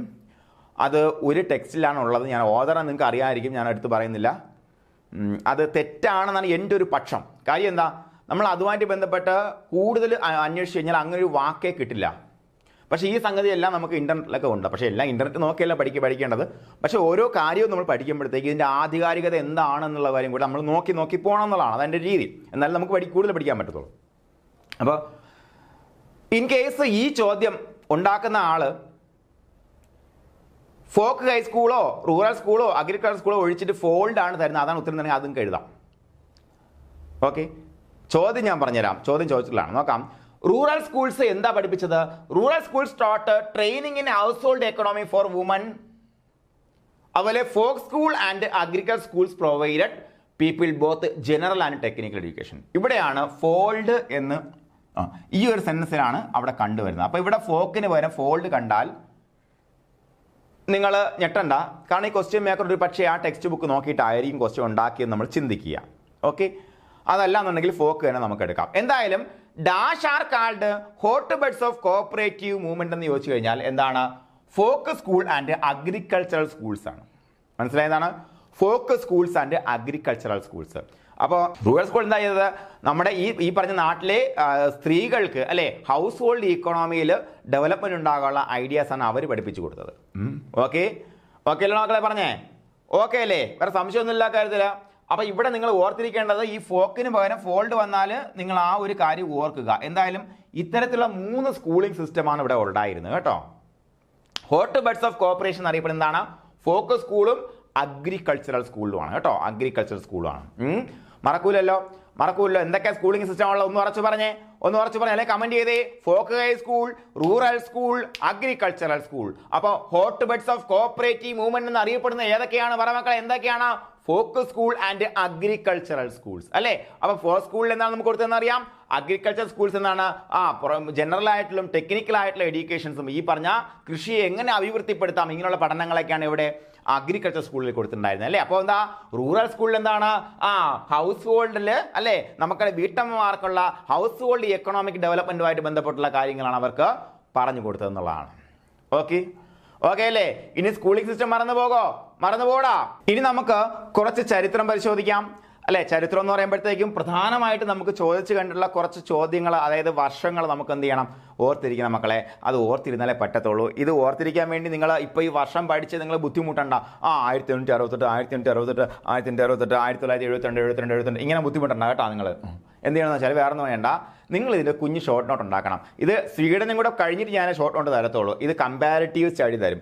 ആ കമ്പാരിറ്റീവ് സ്റ്റഡി ആകുമ്പോഴത്തേക്കും ഇത് ഡെൻമാർക്ക്, ഇത് സ്വീഡൻ, ഈ ഡെൻമാർക്ക്, ഇത് സ്വീഡൻ, ഈ ഡെൻമാർക്ക്, ഇത് സ്വീഡൻ. അപ്പോൾ രണ്ടും കൂടെ തമ്മിൽ നമുക്ക് വ്യത്യാസപ്പെടുത്തി പഠിക്കാനും പറ്റും. അപ്പോൾ നിങ്ങൾ എന്ത് ചെയ്യണം, പഠിക്കണ്ട, നിങ്ങൾ പഠിക്കേ വേണ്ട. നിങ്ങൾ എന്ത് ചെയ്യണം, ഈ സാധനം നിങ്ങളുടെ പഠനമുറിയുടെ എവിടെയെങ്കിലും കൊണ്ട് ഒട്ടിച്ചു വെച്ചാൽ മാത്രം മതി, പഠിക്കണ്ട. അല്ലെങ്കിൽ എന്ത് ചെയ്യണം, നിങ്ങളുടെ കയ്യിൽ കൊണ്ട് നടക്കാൻ പാകത്തിന് ഇങ്ങനെ ചെറുതായിട്ട് പ്രിൻ്റ് എടുത്ത് വെക്കണം. അങ്ങനെ പ്രിൻ്റ് എടുത്ത് വെച്ച് ഇടയ്ക്കിടയ്ക്ക് എടുത്ത് നോക്കണം. ഇത് പോക്കറ്റിൽ കാണണം. അല്ലെങ്കിൽ എന്ത് ചെയ്യണം, ചെറുതായിട്ട് എഴുതി നിങ്ങൾ മടക്കി വെക്കണം. അല്ലെങ്കിൽ ഒരു കൊച്ചു പറ്റ് ബുക്കിൽ നമ്മൾ എഴുതി വെക്കണം. അങ്ങനെ എഴുതി വെച്ചിട്ട് ഇങ്ങനെ ഇടയ്ക്കെടുത്ത് നോക്കിയിട്ട് ആൻഡേഴ്സൺ ബാങ്കിന് വന്ന വർഷം, ആൻഡേഴ്സൺ ബാങ്ക് ഉണ്ടെന്ന് നമുക്കറിയാം, അത് ഡെൻമാർക്കുമായിട്ട് ബന്ധപ്പെട്ട ബാങ്കാണെന്ന് അറിയാം. അത് വന്ന വർഷമായിരിക്കും നമുക്ക് ഡൗട്ട്, അല്ലേ? അതിന് ഡൗട്ട് തന്നെ. അപ്പോൾ എന്ത് ചെയ്യണം, റിവേഴ്സ് മെത്തേഡാണ് മക്കളെ. എന്താണ് റിവേഴ്സ് മെത്തേഡ്? അപ്പോൾ എന്ത് ചെയ്യണം, ഇതിങ്ങനെ നമ്മളെടുത്ത് നോക്കിയിട്ട് ഓക്കെ വിഷയമില്ല, 925, ഓക്കെ ഫൈൻ. ഇത് നമ്മൾ പിന്നെ ഇങ്ങനെ പോകണം. പിന്നെ ബസ്സിരിക്കുന്ന സമയത്ത് റോയൽ അഗ്രികൾച്ചർ സൊസൈറ്റി 1869 സംശയം തന്നെ. ഇത് എങ്ങനെയുണ്ടെങ്കിൽ ഇത് ഈ സാധനം വരത്തുള്ളൂ. നിങ്ങൾ ഊണിൽ ഉറക്കത്തിൽ ഈ പരീക്ഷയെക്കുറിച്ച് ചിന്തിച്ചാൽ മാത്രമേ വരത്തുള്ളൂ. മനസ്സിലായി പറഞ്ഞത്? എപ്പോഴും ബസ്സിൽ കയറുമ്പോഴും എപ്പോഴും നമ്മൾ എന്ത് ചെയ്യണം, ഈ പരീക്ഷയെക്കുറിച്ച് ചിന്തിക്കേണ്ടി വരും. ഇങ്ങനെ നമ്മൾ ചിന്തിക്കണം, ഇങ്ങനെ നമ്മൾ ആയി വരണമെന്നുണ്ടെങ്കിൽ. അപ്പോൾ അങ്ങനെ ഓർത്തിരിക്കത്തുള്ളൂ, അല്ലേ? നമ്മൾ ഊണിന് ഉറക്കത്തിൽ എന്താണ് നമ്മൾ ഇതിനെക്കുറിച്ച് ചിന്തിക്കേണ്ടതായിട്ട് വരും കേട്ടോ മക്കളെ. അപ്പോൾ നമ്മൾ ചിന്തിക്കണമെന്ന് മാത്രമല്ല, അങ്ങനെ ചിന്തിക്കണമെങ്കിൽ എന്താണ്, നമുക്ക് ആ ജോലിയുടെ അത്രയും ആക്രാന്തം വേണ്ടി വരും. ആക്രാന്തം വേണം നമുക്ക്, ജോലിയുടെ ആക്രാന്തം വേണം. ആക്രാന്തം ഉണ്ടോ നിങ്ങൾക്ക്? ആക്രാന്തം കൈവയ്ക്കേ. ആക്രാന്തം ഉണ്ടോ നിങ്ങൾക്ക്? ഉണ്ടെന്നേ കരുതുന്നു. ആക്രാന്തം വേണം. ഈ ആക്രാന്തം എന്ന് പറയുമ്പോഴത്തേക്ക് നിരന്തരം നമ്മളെ ചിന്തിപ്പിക്കാൻ, ഇതിനെക്കുറിച്ച് ആലോചിക്കാൻ പ്രേരിപ്പിക്കുന്ന ഒന്നായിരിക്കണം. അങ്ങനെ ആകുമ്പോഴത്തേക്കും നമ്മൾ എന്ത് ചെയ്യും, ഈ പറ്റുബുക്ക് എടുത്ത് ഇടയ്ക്കിടയ്ക്ക് മറിച്ച് നോക്കും. 0 എഫേർട്ടിൽ പഠിക്കാൻ പറ്റും. നിങ്ങൾക്ക് ഒരു സംശയം വേണ്ട. ഇതിന് ഞാൻ റിവേഴ്സ് സ്റ്റഡി മെത്തേഡ് എന്ന് പറയുന്നു. 0 എഫേർട്ടിൽ പഠിക്കാൻ പറ്റും. അങ്ങനെ പഠിച്ചാൽ ഗുണം വേറൊന്നുമല്ല, ഒരു കാരണവശാലും പരീക്ഷ കാലത്ത് നിങ്ങൾക്ക് രണ്ടാമത് ആലോചിക്കേണ്ടി വരത്തില്ല. ഒന്നുകിൽ വിഷ്വൽ എയ്ഡായിട്ട് എവിടെയെങ്കിലും തൂക്കുക, അല്ലെങ്കിൽ നമ്മുടെ കയ്യിൽ വിഷ്വൽ എയ്ഡ് കൊണ്ടു നടക്കുക. ഇതാണ് വിഷ്വൽ എയ്ഡ്. നിങ്ങൾ കണ്ടു പഠിക്കുകയോ വായിച്ച് പഠിക്കുകയോ എംബോസ് എഴുതി പഠിക്കുകയോ അല്ല ചെയ്യുന്നത്. വിഷ്വൽ എയ്ഡാണ് ഏറ്റവും സിമ്പിൾ ആൻഡ് എഫക്റ്റീവ് മെത്തേഡാണ്. നിങ്ങൾക്ക് ആകെ പാട് വരുന്നത് ഈ വിഷ്വൽ എയ്ഡ് ഉണ്ടാക്കുന്ന സമയത്ത് മാത്രമാണ്, പിന്നെ പാടില്ല. ഓക്കെ, അപ്പോൾ ഈ വർഷങ്ങൾ നിങ്ങൾ ഓർത്ത് പേടിക്കേണ്ട. എങ്ങനെയാണെങ്കിൽ ഞാൻ പറയുന്ന വിഷ്വൽ എയ്ഡ് നിങ്ങൾ ക്രിയേറ്റ് ചെയ്യുകയാണെങ്കിൽ മാത്രം. ഓക്കെ, നോക്കാം. റോയൽ അഗ്രികൾച്ചർ സൊസൈറ്റി എത്ര? 1769. സ്ഥിരം ചോദിക്കുന്ന ഒരു ചോദ്യമാണ്. എത്ര? 1769 ഡെൻമാർക്കിൽ റോയൽ അഗ്രികൾച്ചറൽ സൊസൈറ്റി നിലവിൽ വരുന്നത് കേട്ടോ. എന്താണ്? 1769. അതുപോലെ ഫസ്റ്റ് കോഓപ്പറേറ്റീവ് കൺസ്യൂമർ സ്റ്റോർ 1866 എന്നാണ്? 1866. എപ്പോഴും കഴിഞ്ഞ പ്രാവശ്യം നമുക്ക് ചോദിച്ചൊരു question, first cooperative consumer society എവിടെയാണെന്ന് ചോദിച്ചു. 1886 കേട്ടോ. അത് 1886. അപ്പോൾ ആരാണ് ഇതിൻ്റെ പിന്നിൽ എന്നുള്ള കാര്യങ്ങൾ പഠിക്കണം നമ്മൾ. എന്തായാലും ഇതിൻ്റെ പിന്നിൽ ഒരു ചെറിയ കഥയുണ്ട്, ഞാൻ പറഞ്ഞുതരാം. അപ്പോൾ കഥ വേറൊന്നുമില്ല മക്കളെ. എന്താണ്? HC സോണിൻ്റെ കഥയാണ്. എന്താ? ഡെൻമാർക്കിൽ സഹകരണത്തിൻ്റെ പിതാവ് എന്നറിയപ്പെടുന്ന HC സോണിൻ്റെ കഥ. HC സോൺ എന്ന് പറഞ്ഞാൽ ആരാണ്? നിങ്ങൾക്ക് എല്ലാവർക്കും അറിയാമായിരിക്കും അല്ലേ? അറിഞ്ഞില്ലെങ്കിൽ ഇപ്പോൾ പഠിച്ചോ. ഡെൻമാർക്കിലെ സഹകരണത്തിൻ്റെ പിതാവാണ് ആരുടെ? HC സോൺ എന്ന് പറയുന്ന വ്യക്തി. HC സോൾ അല്ല, ഇനി മറന്നുപോലെ. കാരണം നമ്മൾ സ്റ്റില്ലിംഗ് ആൻഡേഴ്സ് അങ്ങനെ കുറേ പേരിൽ പഠിക്കും, ഉൾക്രിക്ക് അങ്ങനെ കുറേ പേര് പഠിക്കും. അപ്പം ഡെൻമാർക്കിലെ സഹകരണത്തിൻ്റെ പിതാവ് ആരാടാ? HC Sonne. ഡെൻമാർക്കിലെ സഹകരണത്തിൻ്റെ സോൾ, ആത്മാവാണ് ആര്? HC സോൺ എന്ന് പറയുന്ന വ്യക്തി. HC സോണിനെ കുറിച്ച് പറയുന്നുണ്ട്, പക്ഷേ എന്നാലും ഞാൻ ഇവിടെ പറയാം. ഇവിടെ നോക്കാം. ഫസ്റ്റ് കോഓപ്പറേറ്റീവ് കൺസ്യൂമർ സ്റ്റോർ 1866 എന്ന് പറയുമ്പോഴും ഫസ്റ്റ് കോഓപ്പറേറ്റീവ് കൺസ്യൂമർ സൊസൈറ്റി 1886 എന്ന് പറയുമ്പോഴത്തേക്കും രണ്ടിൻ്റെയും സ്ഥാപകനാരാ മക്കളെ? HC സോൺ എന്ന് പറയുന്ന വ്യക്തിയാണ്. അപ്പോൾ അതിൻ്റെ പിന്നിലുള്ള കഥ എന്ന് പറയുമ്പോൾ എന്താ? അത്രേ ഉള്ളൂ. ഇദ്ദേഹത്തിനെ പ്രൊവിഷൻ പാസൺ എന്ന് വിളിക്കും. പ്രൊവിഷൻ പാസൺ. എന്താ പ്രൊവിഷൻ എന്ന് പറഞ്ഞാൽ? നമ്മുടെ നാട്ടിലെ പ്രൊവിഷൻ സ്റ്റോർ എന്താ? പലചരക്ക് കട. അതാണ് പ്രൊവിഷൻ സ്റ്റോർ അല്ലേ? അല്ലടാ? ഓക്കെ, അപ്പോൾ എന്താ പാസൺ? പ്രൊവിഷൻ പാസൺ എന്ന് അദ്ദേഹത്തെ വിളിക്കും കേട്ടോ. എന്താണ്? പ്രൊവിഷൻ പാസൺ എന്ന് വിളിക്കും. പാസൺ, പേഴ്സൺ അല്ല, പാസൺ കേട്ടോ. പാസൺ എന്ന് പറയുമ്പോൾ എന്താണ്? പാരിഷ് എന്താണ്? പുരോഹിതൻ. എന്താണ്? പലചരക്ക് പുരോഹിതൻ എന്നാണ് നമുക്ക് എന്ത് വിളിക്കാം. അപ്പോൾ എന്താ മക്കളെ? കോഓപ്പറേറ്റീവ് കൺസ്യൂമർ സ്റ്റോർ സ്റ്റാർട്ട് ചെയ്തത് ആരാണടാ? പ്രൊവിഷൻ പാസൺ എന്നറിയപ്പെടുന്ന, പലചരക്ക് പുരോഹിതൻ എന്നറിയപ്പെടുന്ന, തമാശയ്ക്ക് പറഞ്ഞ, മറക്കാതിരിക്കാൻ പറഞ്ഞ കേട്ടോ. ആരാണ്? HC സോണാണ്. അദ്ദേഹം ഒരു പുരോഹിതൻ തന്നെയായിരുന്നു. അപ്പോൾ എന്തുകൊണ്ടാണ് അദ്ദേഹം ഇങ്ങനെ, അല്ലെങ്കിൽ എന്താണ് ഇതിൻ്റെ പിന്നിൽ? അദ്ദേഹത്തിൻ്റെ ചർച്ചിൽ ആളിൻ്റെ എണ്ണം, അതായത് സൺഡേ മീറ്റിങ്ങുകളിലൊക്കെ ആളിൻ്റെ എണ്ണം വളരെ കുറവായതുകൊണ്ട് തന്നെ അദ്ദേഹം തിസ്റ്റഡ് എന്ന് പറയുന്ന സ്ഥലത്ത് പോയിട്ട് എന്താണ്, അവിടെയാണ് അദ്ദേഹം മീറ്റിങ്ങുകൾ നടത്തിയിട്ടുണ്ടായിരുന്നത്. അപ്പോൾ ഈ മീറ്റിങ്ങുകൾ അവിടെ തിസ്റ്റഡ് എന്ന് പറഞ്ഞ സ്ഥലത്ത് എന്താണ് മീറ്റിങ്ങിന് ഒരുപാട് ആൾക്കാർ തടിച്ചു കൂടും കേട്ടോ. അപ്പോൾ ഈ തടിച്ചു കൂടുന്ന സമയത്ത് പിന്നെയാണ് നമ്മുടെ ഇംഗ്ലണ്ടിലെ കുറേ പാവപ്പെട്ടവരായ നെയ്ത്തുകാരായിട്ടുള്ള റൊക്കഡേൽ പൈനീഴ്സിൻ്റെ ആശയം കേട്ടറിയുകയും അതുപോലെ ഇവിടെയും റൊക്കഡേൽ പൈനീഴ്സ് മോഡലിൽ എന്താ ഒരു കൺസ്യൂമർ സ്റ്റോർ സ്ഥാപിച്ചു കഴിഞ്ഞാൽ അവിടെ ഉണ്ടായിരുന്ന കുത്തകകൾക്ക് ഒരു അടിയായി കൊള്ളട്ടെ, അല്ലെങ്കിൽ അവിടെയുള്ള സാധാരണക്കാരായിട്ടുള്ള ആൾക്കാരെ സംബന്ധിച്ചിടത്തോളം ചെറിയ വിലയിൽ മിതമായ വിലയിൽ അവർക്ക് പ്രൊവിഷൻ, അവർക്ക് അവരുടെ എന്താണ് കൺസ്യൂമർ ആവശ്യങ്ങൾ നിറവേറ്റുന്ന സാധനങ്ങൾ പർച്ചേസ് ചെയ്യാനുള്ള തീരുമാനത്തിൻ്റെ അടിസ്ഥാനത്തിലാണ് എന്ത് ഈ പറയുന്ന ഒരു ആശയം പിന്നെ ഉണ്ടായി വരുന്നത്. 1866 മറക്കല്ല മക്കളെ, എത്രയാണ് 1866 എന്താ ആദ്യത്തെ കൺസ്യൂമർ സ്റ്റോർ നിലവിൽ വരുന്നു. ആരാ കൊണ്ടുവരുന്നേ? പ്രൊവിഷൻ പേഴ്സൺ എന്നറിയപ്പെടുന്ന പലചരക്ക് പുരോഹിതൻ എന്നറിയപ്പെടുന്ന ആര്? HC zone. അദ്ദേഹമാണ് എന്താ ഡെൻമാർക്കിനെ സംബന്ധിച്ച് ഡെൻമാർക്കിലെ സഹകരണത്തിന്റെ പിതാവ് എന്നറിയപ്പെടുന്ന ആരാണ്? HC സോൺ ആണ് മക്കളെ. ഓക്കെ, മറന്നുപോടാ ഇനി, അത് മറന്നുപോവോ?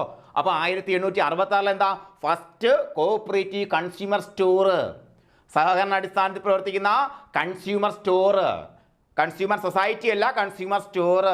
മുന്നേ ചോദിച്ച് കൺഫ്യൂഷൻ ആയിട്ടുള്ള ക്വസ്റ്റ്യൻ ആണ്, പറയാം. 1866 കേട്ടോ, മറന്നുപോലെ കേട്ടോ, മറന്നു പോകരുത്. നമ്മുടെ HSC ടെക്സ്റ്റിൽ 1886 പോയിന്റ് മാത്രമേ ഉള്ളൂ, കൺസ്യൂമർ സൊസൈറ്റിയുടെ പോയിന്റ് മാത്രമേ ഉള്ളൂ, ഈ പോയിന്റ് ഇല്ല. ഓക്കെ, അതോടെ നിൽക്കട്ടെ. അപ്പൊ എന്താ ഈ റോയൽ അഗ്രികൾച്ചർ സൊസൈറ്റി 1769 മറന്നു പോലെ നിങ്ങൾ ചോദിക്കും കേട്ടോ. ഇനി എന്താണ് ഫസ്റ്റ് കോഓപ്പറേറ്റീവ് കൺസ്യൂമർ സ്റ്റോർ? മറന്നു പോകരുത്. ആരാ സ്ഥാപിച്ചത്? തിസ്റ്റഡിലാ സ്ഥാപിച്ചത് അല്ലേ? തിസ്റ്റഡ് സ്ഥലത്താണ് സ്ഥാപിച്ചത്. ആരാ സ്ഥാപിച്ചേ? HC സോണാണ് സ്ഥാപിച്ചത് അല്ലേ? ഓക്കെ, ഇനി നോക്കാം പ്രഷ്യൻ വാർ. നമുക്ക് എല്ലാവർക്കും അറിയാം എവിടെയാണോ അഡ്വേഴ്സിറ്റി ഉള്ളത് അല്ലേ, അഡ്വേഴ്സിറ്റി എന്താണ് മോശമായ കണ്ടീഷൻ ഉള്ള അവിടെയാണ് സഹകരണം മുളച്ചു പൊന്തിയിട്ടുള്ളത് അല്ലേ, പാവപ്പെട്ടവരുടെ ഇടയിലാണ്, അല്ലെങ്കിൽ എന്താണ് സാമ്പത്തിക പരാധീനതകളുടെ ഇടയിലാണ് അല്ലേ. അപ്പൊ നോക്ക്, പ്രഷ്യൻ വാർ അല്ലെങ്കിൽ സെക്കൻഡ് വേൾഡ് ഷെൽസിക് വാർ എന്നറിയപ്പെടുന്ന പ്രഷ്യയും ഡെൻമാർക്കും തമ്മിൽ നടന്ന യുദ്ധം 1868 കേട്ടോ. 1860 ടെക്സ്റ്റ് ബുക്കിലുള്ളതാണ്.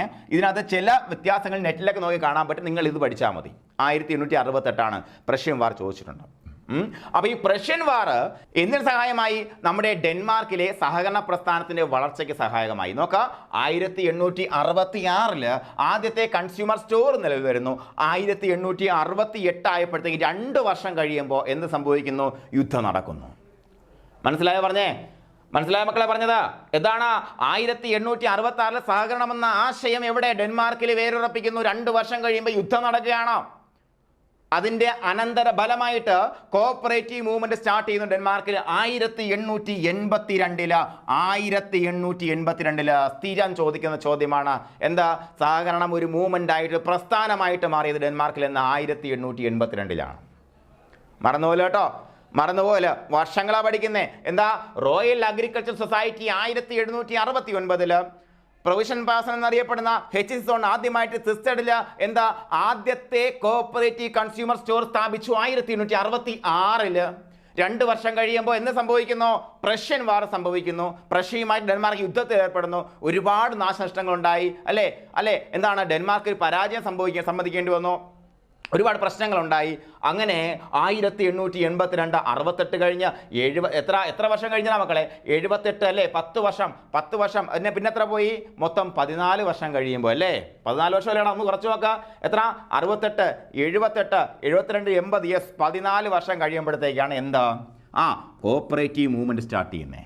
അപ്പൊ നോക്കാം, 1866 അത് പഠിക്കാൻ എളുപ്പമുണ്ടല്ലേ. എന്താ ആദ്യത്തെ കൺസ്യൂമർ സ്റ്റോർ, അത് കഴിഞ്ഞ് 2 വർഷം കഴിയുമ്പോൾ പ്രഷ്യൻ വാർ, പിന്നെ 14 വർഷം കഴിയുമ്പോഴത്തേക്കും എന്ത് സംഭവിച്ചു?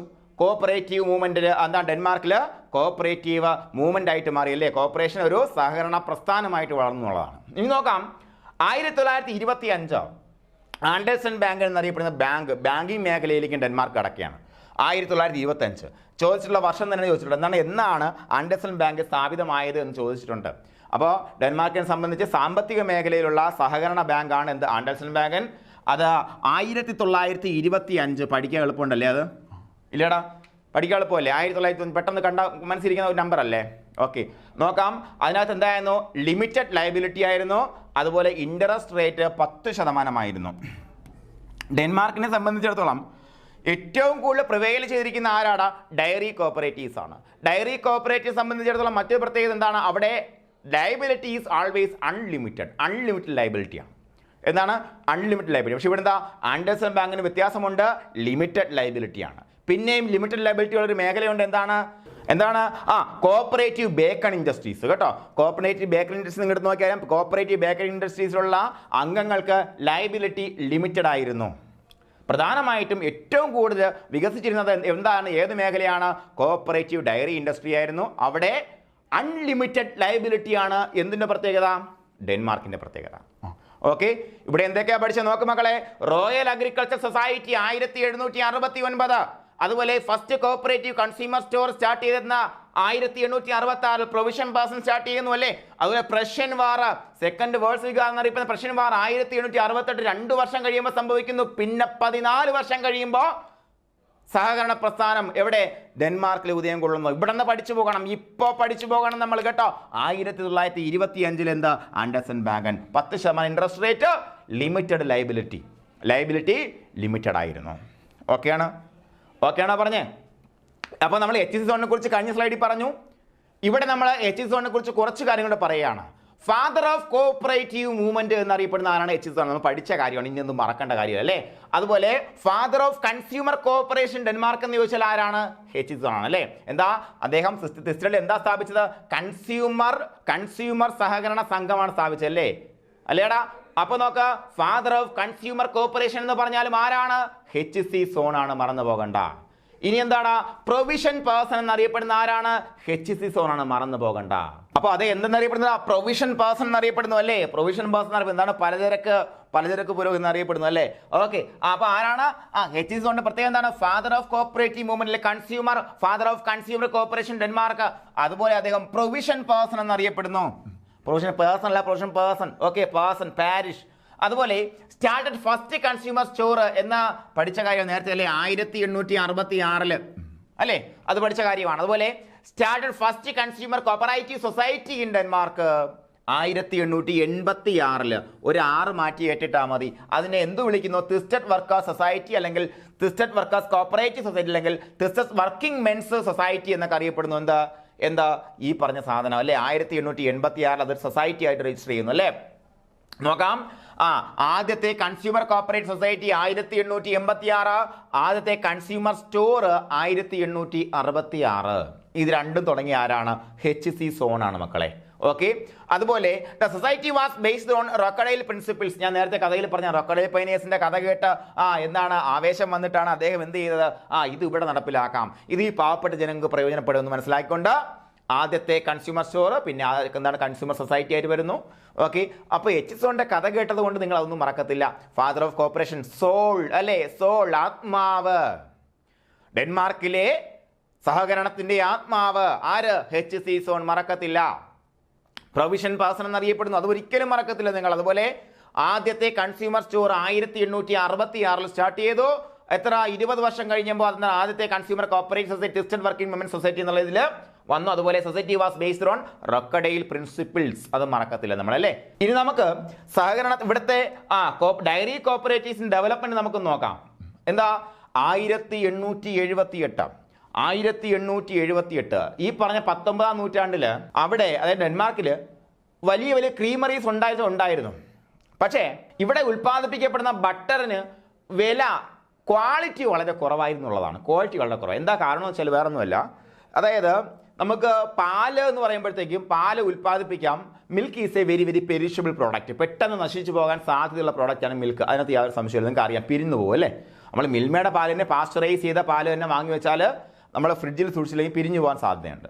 അപ്പോൾ ഈ പറഞ്ഞ മിൽക്ക് അതുപോലെ തന്നെ വേണമെങ്കിൽ ചായ ഇട്ട് കുടിക്കാം, അല്ലെങ്കിൽ വേറെ ഏതെങ്കിലും പ്രൊഡക്റ്റ് ആക്കി മാറ്റാം, അല്ലെങ്കിൽ അത് നമുക്ക് കഴിക്കാം അല്ലേ.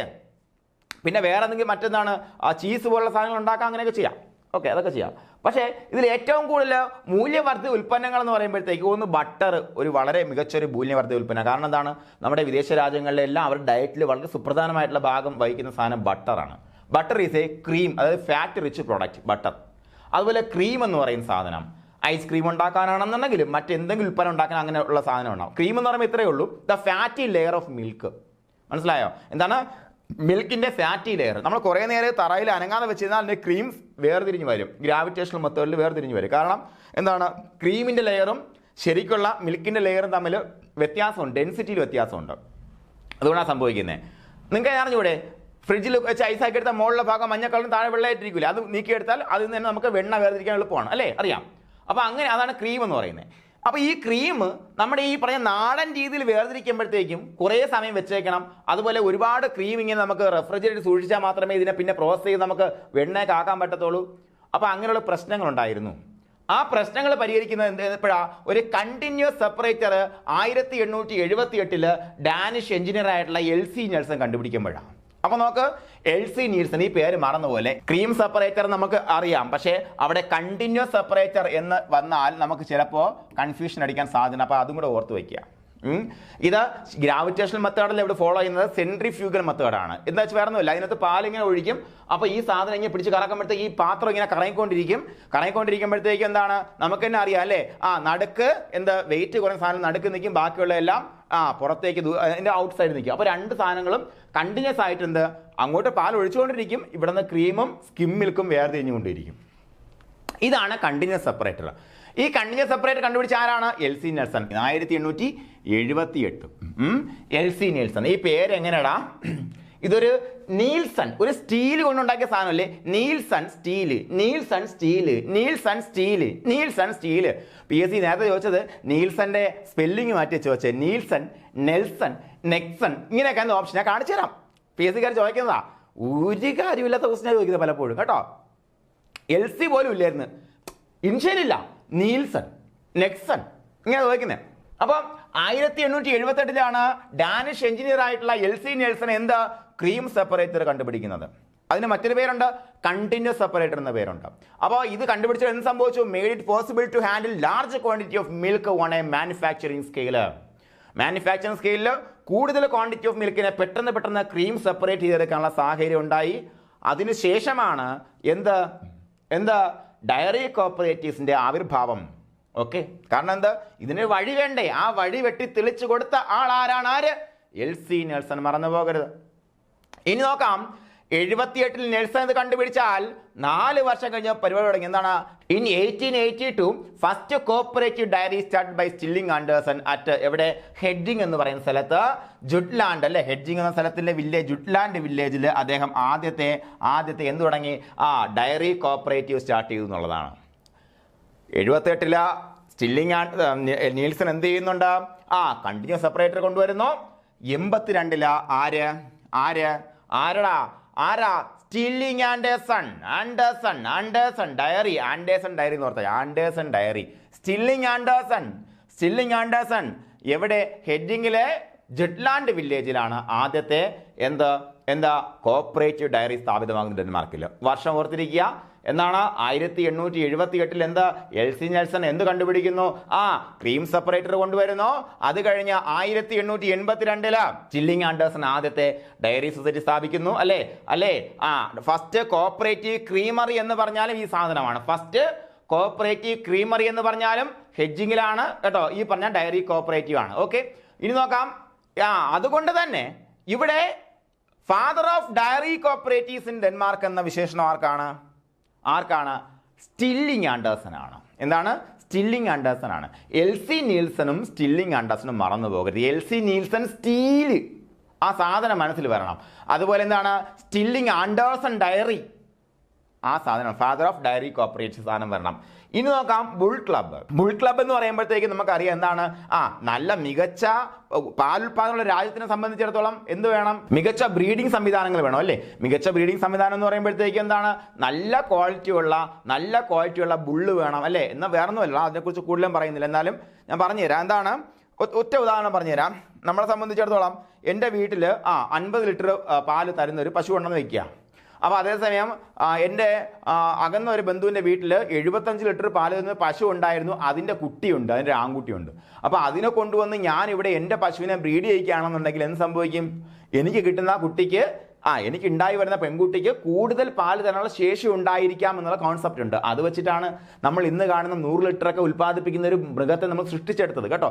അതായത് നിങ്ങൾ സൃഷ്ടിച്ചെന്ന് പറയുമ്പോൾ ടെസ്റ്റ് ട്യൂബിൽ അല്ലെങ്കിൽ ലാബിൽ സൃഷ്ടിച്ചതല്ല, നിരന്തരം ആൾക്കാരിങ്ങനെ ശ്രദ്ധ കേന്ദ്രീകരിച്ച്, മനസ്സിലായില്ലേ, കണ്ടിന്യൂസ് ആയിട്ട് ബ്രീഡിംഗ് പ്രാക്ടീസിലൂടെയാണ്. നിങ്ങൾ കോഴിയുടെ കാര്യം ഇപ്പോൾ തന്നെ നമ്മളെല്ലാവരും വാട്സാപ്പ് യൂണിവേഴ്സിറ്റിയിലൊക്കെ നമ്മൾ കേൾക്കുന്ന, വാട്സാപ്പ് യൂണിവേഴ്സിറ്റി പറയുന്നത് പൊതുവെയുള്ള സംഭവമാണ് അല്ലേ. നമ്മുടെ ഈ നാസയിൽ നിന്ന് എന്താണ്, നാസ എന്നൊരു ന്യൂസ് വന്നു, ഇന്ന് കോസ്മിക് രശ്മികൾ വരും, അപ്പോഴത്തേക്ക് എല്ലാവരും മൊബൈൽ സ്വിച്ച് ഓഫ് ചെയ്യണം. ഇപ്പോഴും മൊബൈൽ സ്വിച്ച് ഓഫ് ചെയ്യുന്ന ആൾക്കാരുണ്ട് ഇല്ലേ. അതിങ്ങനെ പണ്ടെന്നോ ആരോ പടച്ചുവിട്ട സാധനം വാട്സാപ്പ് തുടങ്ങി, അതിപ്പോഴും ഓടിക്കൊണ്ടിരിക്കുകയാണ്. അതേപോലെ ഒരു പ്രധാനപ്പെട്ട ഒരു തമാശയാണ്, നമ്മൾ ഈ ഹോർമോൺ കുത്തിവെച്ച് കോഴികൾ ഉണ്ടാക്കുന്നു, ഹോർമോൺ കുത്തിവെച്ച കോഴികൾ കഴിക്കുന്നത് കൊണ്ടാണ് ഇപ്പോൾ നമ്മുടെ കുട്ടികൾ ഏർലി സ്റ്റേജിൽ അല്ലേ, നേരത്തെ പ്രായപൂർത്തിയാകുന്നത്. അങ്ങനെയൊക്കെയുള്ള കുറേ തമാശകളുണ്ട്. അപ്പോൾ എന്താ അതിൻ്റെ അവസ്ഥ? അപ്പോൾ ഞാൻ ചോദിക്കട്ടെ, നിങ്ങൾ പാല് കുടിക്കുന്നില്ലേ? പാല് കുടിക്കുന്നു, അപ്പോൾ പെട്ടെന്ന് എങ്ങനെയാണ് 40 ദിവസത്തിന് കോഴി വലുതാകുന്നത്?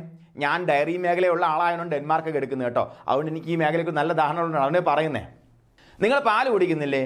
അപ്പോൾ ഈ 45 ദിവസത്തിൽ എങ്ങനെയായി കോഴി വലുതാവുന്നത്? നമ്മുടെ സാധാ കോഴി വലുതാവുന്നില്ലല്ലോ.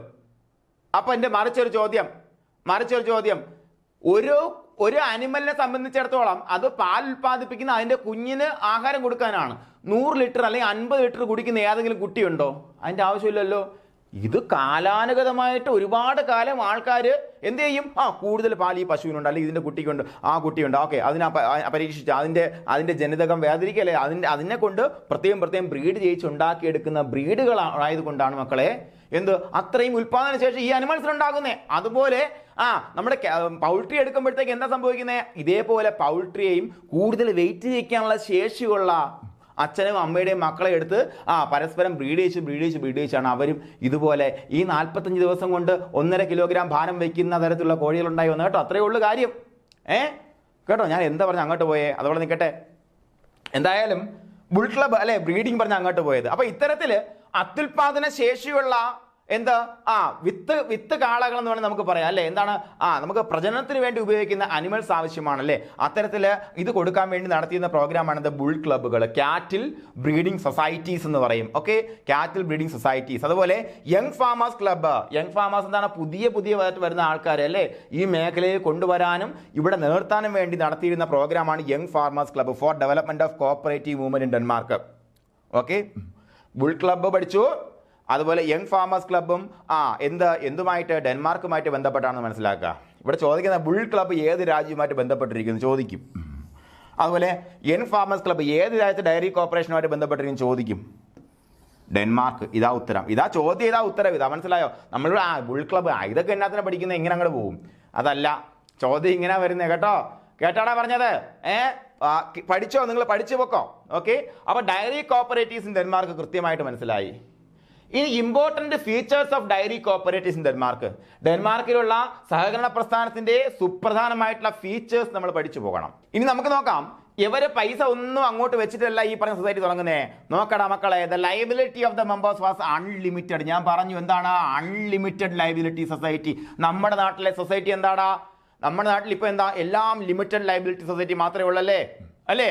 ആണോ? ഏത് നിയമപ്രകാരമാണ്, കമന്റ് ചെയ്യ് നിങ്ങൾ, ഏത് നിയമപ്രകാരം എന്നാണ് നമ്മുടെ സൊസൈറ്റികൾ അൺലിമിറ്റഡ് സൊസൈറ്റി ലിമിറ്റഡ് ലയബിലിറ്റി ആയിട്ട് മാറിയത്? കമന്റ് ചെയ്യണം നിങ്ങൾ. കമന്റ് ചെയ്യപ്പെട്ട് നോക്കട്ടെ. കമൺ വരട്ടെ, പോട്ടെ. ഇപ്പോൾ നമ്മുടെ കേരളത്തിൽ എത്ര അൺലിമിറ്റഡ് ലയബിലിറ്റി സൊസൈറ്റികളുണ്ട്? കമന്റ് ചെയ്യണം. അതിന്റെ പേരെന്ത്? കമന്റ് ചെയ്യണം നിങ്ങൾ കേട്ടോ. അപ്പൊ നോക്ക്, ഇവിടെ അൺലിമിറ്റഡ് ലയബിലിറ്റി ആയിരുന്നു. എന്താ അൺലിമിറ്റഡ് ലയബിലിറ്റി എന്ന് പറഞ്ഞാൽ? എന്താ ലിമിറ്റഡ് ലയബിലിറ്റി എന്ന് പറഞ്ഞാൽ? പോട്ടെ, അൺലിമിറ്റഡ് പറയുമ്പോൾ എന്ത് ചെയ്യണം? ലിമിറ്റഡ് ലയബിലിറ്റി പറയണം നമ്മൾ. നമ്മുടെ നാട്ടിലൊക്കെ എല്ലാ സഹകരണ പ്രസ്ഥാനങ്ങളുടെയും ഫ്രണ്ടിൽ എന്താ, ക്ലിപ്തം നമ്പർ എന്ന് എഴുതിയേക്കും അല്ലേ, ലിമിറ്റഡ് നമ്പർ. എന്താ ഈ ലിമിറ്റഡ്? ലയബിലിറ്റി ലിമിറ്റഡ് എന്നാണ്. ഇത് ആർക്കുള്ള വാണിയാടാ? പബ്ലിക്കിനുള്ള വാണിയാണ്. എന്താണ്? പബ്ലിക്കിനുള്ള വാണിയാണ്. എന്താ ലിമിറ്റഡ് എന്ന് പറയുന്നത്? പബ്ലിക്കിനുള്ള വാണിയാണ്. എന്താ, നീ ഇവിടെ കൊണ്ട് പൈസ ഇടുമ്പോ ഇതിനകത്ത് ഈ സൊസൈറ്റിയുടെ മെമ്പേഴ്സിന് അവൻ എത്ര രൂപ ഷെയർ ക്യാപിറ്റൽ കൊടുത്തുവോ ആ പൈസയ്ക്ക് തുല്യമായ ലയബിലിറ്റി മാത്രമേ ഈ പറഞ്ഞ സൊസൈറ്റിയുടെ മെമ്പേഴ്സിനുള്ളൂ. ഇതാണ് ഇതിന്റെ അർത്ഥം. നിങ്ങൾക്ക് എല്ലാവർക്കും അറിയാന്നുള്ള കാര്യമാണ് അല്ലേ. ഇതാണ് ലിമിറ്റഡ് ലയബിലിറ്റി. പക്ഷേ ഇവിടെ നോക്ക് മക്കളെ, എന്താ അൺലിമിറ്റഡ് ലയബിലിറ്റിയാണ്. കാര്യം എന്താ, ഇവൻ ആരുടെയും പൈസ വേണ്ട. എന്നെ കൊണ്ട് ഞാൻ ഇറങ്ങുന്ന 10-25 പേര് ചേർന്ന് സൊസൈറ്റി ഉണ്ടാക്കി. ഈ സൊസൈറ്റിയിൽ ഈ സൊസൈറ്റിയിൽ നിക്ഷേപിച്ചത് മൂലമോ അല്ലെങ്കിൽ ഈ സൊസൈറ്റിയുമായി എന്തെങ്കിലും ഇടപാട് നടത്തിയത് മൂലമോ എൻ്റെ നാട്ടുകാർക്ക് എന്തെങ്കിലും കുഴപ്പമുണ്ടെങ്കിൽ ഞാൻ കൊടുക്കുവടാ എന്ന് പറയാൻ ചങ്കൂറ്റം കാണിച്ച ആൾക്കാരാണ് ഡെൻമാർക്കിലെ ആൾക്കാർ. അതുകൊണ്ടാണ് ഡെൻമാർക്കിലെ ഡയറി കോപ്പറേറ്റീവ്സ് അൺലിമിറ്റഡ് ലയബിലിറ്റിയിൽ പ്രവർത്തിക്കുന്നത്. നോക്ക്, എന്താണ് അവിടെ? എന്താടാ? No cooperative legislation. ഇത് മറന്നു പോകരുത്. എന്താണ് നോ കോപ്പറേറ്റീവ് ലെജിസ്ലേഷൻ? കേട്ടോ, മറന്നു പോകരുത് നിങ്ങൾ. Liability was unlimited. എന്തിന്റെ? ഡയറി കോപ്പറേറ്റീവ്സിൽ. ലിമിറ്റഡ് ലയബിലിറ്റി ഉള്ള വേറെ സൊസൈറ്റി ഉണ്ട്, ഇല്ലെന്ന് പറയില്ല കേട്ടോ, ഉണ്ട്. ഇനി നമുക്ക് ഡെൻമാർക്കിലെ ഡയറിയുമായിട്ട് ബന്ധപ്പെട്ട് പറയുമ്പോൾ ലർബ്രാൻഡ് പറയാതെ പോകണം ശരിയല്ല. കാരണം എന്താ? എപ്പോഴും കണ്ണും പൂട്ടി അവർക്ക് ചോദിക്കാൻ പറ്റിയ ക്വസ്റ്റ്യൻ ലർബ്രാൻഡ്. മനസ്സിലായോ? ലർബ്രാൻഡ്.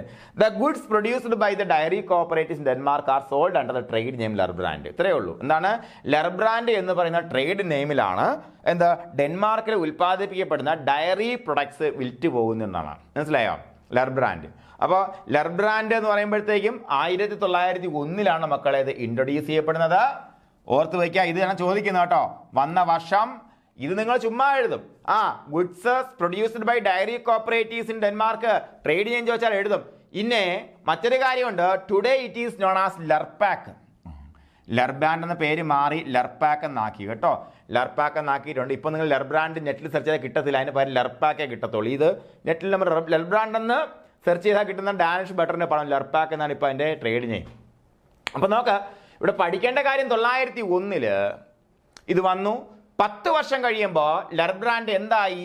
Quality brand of export of butter from Denmark. ഡെൻമാർക്കിൽ നിന്നും ബട്ടർ എക്സ്പോർട്ട് ചെയ്യുന്നതിൽ ക്വാളിറ്റി ബ്രാൻഡായിട്ട് 10 വർഷം കഴിഞ്ഞപ്പോൾ മാറി മക്കളെ. എത്രയാണ്?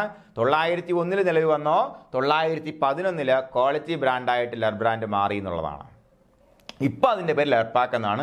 ഇത് നമ്മുടെ എന്താണ് കോപ്പറേറ്റീവ് യൂണിറ്റ് ടെക്സ്റ്റിലുള്ള സാധനമാണ്. ഇപ്പോൾ വേണമെങ്കിൽ പുതുതായിട്ട് ചോദിക്കാൻ പറ്റുന്ന ഏറ്റവും പുതിയ അപ്ഡേഷനാണ്. നമ്മുടെ എന്തിലില്ല, നമ്മുടെ സാധാരണ യൂണിവേഴ്സിറ്റി ടെസ്റ്റുകളൊന്നും ഇത് വെച്ച് അപ്ഡേറ്റ് ചെയ്തിട്ടില്ല. ഓക്കെ ആണോ പറഞ്ഞത്? ഓക്കെ അല്ലേടാ പറഞ്ഞത്? ഒന്നുകൂടെ നോക്കാം. ലർബ്രാൻഡ് എന്താണെന്ന്? ലർബ്രാൻഡ് the goods produced by dairy കോപ്പറേറ്റീവ്സിന്റെ അതിന്റെ ട്രേഡ് നെയിം ലർബ്രാൻഡ്. ഇപ്പൊ പഠിച്ചു പോകണം. ലർബ്രാൻഡ് ഒന്ന് ഉറച്ചു പറഞ്ഞേ, കമോൺ ഉറച്ചു പറഞ്ഞേ. ലർബ്രാൻഡ് ഇൻട്രൊഡ്യൂസ്ഡ് ഇൻ ദ ഇയർ 1901. 911. 10 വർഷം കഴിഞ്ഞപ്പോ ലർബ്രാൻഡ് എന്തായി? ക്വാളിറ്റി ബ്രാൻഡായിട്ട് മാറി. ഇന്ന് അതിന്റെ പേര് ലർപാക്ക് എന്നാണ്. നിജാംബാക്ക് അല്ല, ലർപാക്ക്. ബ്രാൻഡ് മാറ്റി, ലർ അതുപോലെ ഉണ്ട്, പാക്ക് ചെയ്തു, ഇത്രയേ ഉള്ളൂ. ഓക്കെ ആണോ? ഓക്കെ അല്ലടാ. ഇനി ഫെഡറൽ സ്ട്രക്ചർ നോക്കാം. നമ്മുടെ നാട്ടിലെ പോലെ തന്നെ ഡെൻമാർക്കിലെ ഡയറിയിങ്ങിനും ഫെഡറൽ സ്ട്രക്ചർ ആണുള്ളത്. ഫെഡറൽ സ്ട്രക്ചർ എന്ന് പറയുമ്പോൾ എന്താണ്? ജനാധിപത്യപരമായിട്ടുള്ള സ്ട്രക്ചർ. ആദ്യം എന്ത് വരുടാ? ലോക്കൽ ഡയറീസ് വരും. ഇവിടത്തെ പോലെ തന്നെ അവിടെയും ലോക്കൽ ഡയറീസ് വരും അല്ലേ. അത് കഴിഞ്ഞ് എന്താടാ? ഡിസ്ട്രിക്ട് അസോസിയേഷൻസ് വരും. ജില്ലാ തലത്തിലുള്ള അസോസിയേഷൻസ്. എത്ര? 24 എണ്ണമാണുള്ളത്. 24 എണ്ണം. ചോദിക്കുന്നതായിരിക്കും, എത്ര ഡിസ്ട്രിക്ട് അസോസിയേഷൻ ഉണ്ടായിരുന്നു ഡെൻമാർക്കിൽ? ഡയറിയിങ്ങിന്റെ ഫെഡറേഷനിൽ എത്ര ഡിസ്ട്രിക്ട് അസോസിയേഷൻ ചോദിക്കുക? 24. അതുപോലെ മൂന്നാമത്തെ ലെവൽ എന്താണ്? Provincial associations. എന്താ പ്രൊവിൻസ്? പ്രവിശ്യ അല്ലേ. പ്രവിശ്യകൾ 3 പ്രവിശ്യകളായിട്ട് ഡെൻമാർക്ക് തിരിച്ചിരിക്കുന്നത്. അങ്ങനെ 3 പ്രൊവിൻഷ്യൽ അസോസിയേഷൻസ് ഉണ്ട്. അങ്ങനെ നോക്ക, ഡിസ്ട്രിക്ട് ജില്ലാ തലത്തിലെ അസോസിയേഷൻസ് 24, പ്രവിശ്യയുടെ അടിസ്ഥാനത്തിൽ 3 അസോസിയേഷൻ. അതിൻ്റെ എല്ലാം മുകളിൽ എന്താണ്? National federation. നമുക്കും ഉണ്ടല്ലേ ഇവിടെ. നമ്മളെ സംബന്ധിച്ച് നമുക്കിവിടെ കേരളത്തിന് ഒരു പ്രൊവിൻഷ്യൽ അസോസിയേഷൻ എടുത്തു കഴിഞ്ഞാൽ ഇവിടെ എന്താണ്? ഇവിടെ സ്റ്റേറ്റ് സബ്ജക്റ്റ് ആണ് സംഭവം. നമ്മുടെ നാഷണൽ ഫെഡറേഷൻ നമുക്ക് ഉണ്ടാടാ, ഉണ്ട് അല്ലേ. നാഷണൽ ഫെഡറേഷൻ ഉണ്ട്. പക്ഷെ അതിന് ഇതിൻ്റെ മുകളിൽ നമ്മൾ ഈ പറയുന്ന പോലുള്ള നിയന്ത്രണമൊന്നുമില്ല. ഇവിടെ ഓരോ സംസ്ഥാനങ്ങൾക്കും എന്തുണ്ട്? നമ്മുടെ ഈ പറഞ്ഞ ഫെഡറേഷൻ ഉണ്ട് അല്ലേ. സംസ്ഥാന തലത്തിലുള്ള ഫെഡറേഷൻ ഉണ്ട്. Because corporation is state subject here. ഇവിടെ കോർപ്പറേഷൻ എന്നത് സ്റ്റേറ്റ് സബ്ജക്റ്റ് ആണ് അല്ലേ. യെസ്, അതുകൊണ്ടാണ് നമ്മുടെ ഫെഡറേഷൻ എന്താ സ്റ്റേറ്റ് തലത്തിൽ വരുന്നത്. പക്ഷേ നമുക്കിവിടെ എന്തുണ്ട്? നാഷണൽ ഫെഡറേഷൻ ഉണ്ട്. ഇനി ശ്രദ്ധിക്കുക, ഇവിടെ നമ്മൾ പ്രത്യേകം പോയിന്റ് ചെയ്യേണ്ട കാര്യം എന്താണ്? ഇവിടെ നിന്നാണ് NDA, നാഷണൽ ഡയറി അസോസിയേഷൻ അല്ലെങ്കിൽ national federation of Danish creameries ആണ് എന്ത്? മാർക്കറ്റിംഗ് ആക്ടിവിറ്റീസ് എല്ലാം നിർവഹിച്ചിരുന്നത് കേട്ടോ. മാർക്കറ്റിംഗ് ആക്ടിവിറ്റീസ് എല്ലാം നിർവഹിച്ച ആരാണ്? National federation of Danish creameries അല്ലെങ്കിൽ നാഷണൽ ഡയറി അസോസിയേഷൻ ആണ് ഈ പറഞ്ഞ മാർക്കറ്റിംഗ് അല്ലേ. ഇതിൻ്റെ എല്ലാം സാധനങ്ങൾ ഉൽപ്പാദിപ്പിച്ചിട്ട് മാർക്കറ്റിംഗ് നിർവഹിച്ചിരുന്നത്. അപ്പോൾ നമുക്കിവിടെ എങ്ങനെയാണ് മാർക്കറ്റിംഗ് നിർവഹിക്കുന്നത്? മിൽമ തന്നെയാണ് അല്ലേ. മിൽമ എന്ന പേരിൽ നമ്മുടെ ഫെഡറേഷൻ തന്നെയാണ് ഇവിടെ മാർക്കറ്റിംഗ് നിർവഹിക്കുന്നത് അല്ലേ. ഓക്കെ, ഇവിടെ നമ്മളെ ഇന്ത്യയിൽ നാഷണൽ ഫെഡറേഷൻ അല്ല മാർക്കറ്റിംഗ് നിർവഹിക്കുന്നത്. സംസ്ഥാനങ്ങളുടെ അപ്പെക്സ് ഫെഡറേഷൻ ആയിട്ടുള്ള സ്ഥാപനമായിരിക്കും ഇതിൻ്റെ മാർക്കറ്റിംഗ് നിർവഹിക്കുന്നത്. ഓക്കെ, ഓക്കെ അല്ലേടാ പറഞ്ഞത്? ഓക്കെ അല്ലേ? ഇവിടെ ചോദിക്കാൻ കൊള്ളാവുന്ന ക്വസ്റ്റ്യൻ മനസ്സിലായ എന്താണെന്നുള്ളത്? ഡെൻമാർക്കിൽ ആരാണ് ഡയറി പ്രോഡക്ട്സിന്റെ മാർക്കറ്റിംഗ് ലുക്ക് ആഫ്റ്റർ ചെയ്യുന്നതെന്ന് ചോദിക്കാം. പ്രൊവിൻഷ്യൽ അസോസിയേഷൻ എത്ര എണ്ണം ചോദിക്കാം, ഡിസ്ട്രിക്ട് അസോസിയേഷൻ എത്ര എണ്ണം ചോദിക്കാം അല്ലേ? ഓക്കെ. ഇനി കോപ്പറേറ്റീവ് ബേക്കൺ ഇൻഡസ്ട്രീസ് മറന്നു പോകണ്ട. കോപ്പറേറ്റീവ് ബേക്കൺ ഇൻഡസ്ട്രീസ് എന്താ? ബേക്കൺ എന്ന് പറഞ്ഞാൽ പന്നിയുടെ മാംസത്തിന് പറയുന്ന പേരാണ് ബേക്കൺ. എന്നാൽ പന്നിയുടെ മാംസത്തിന് മുഴുവൻ ബേക്കൺ എന്ന് പറയോ? ഇല്ല. അത്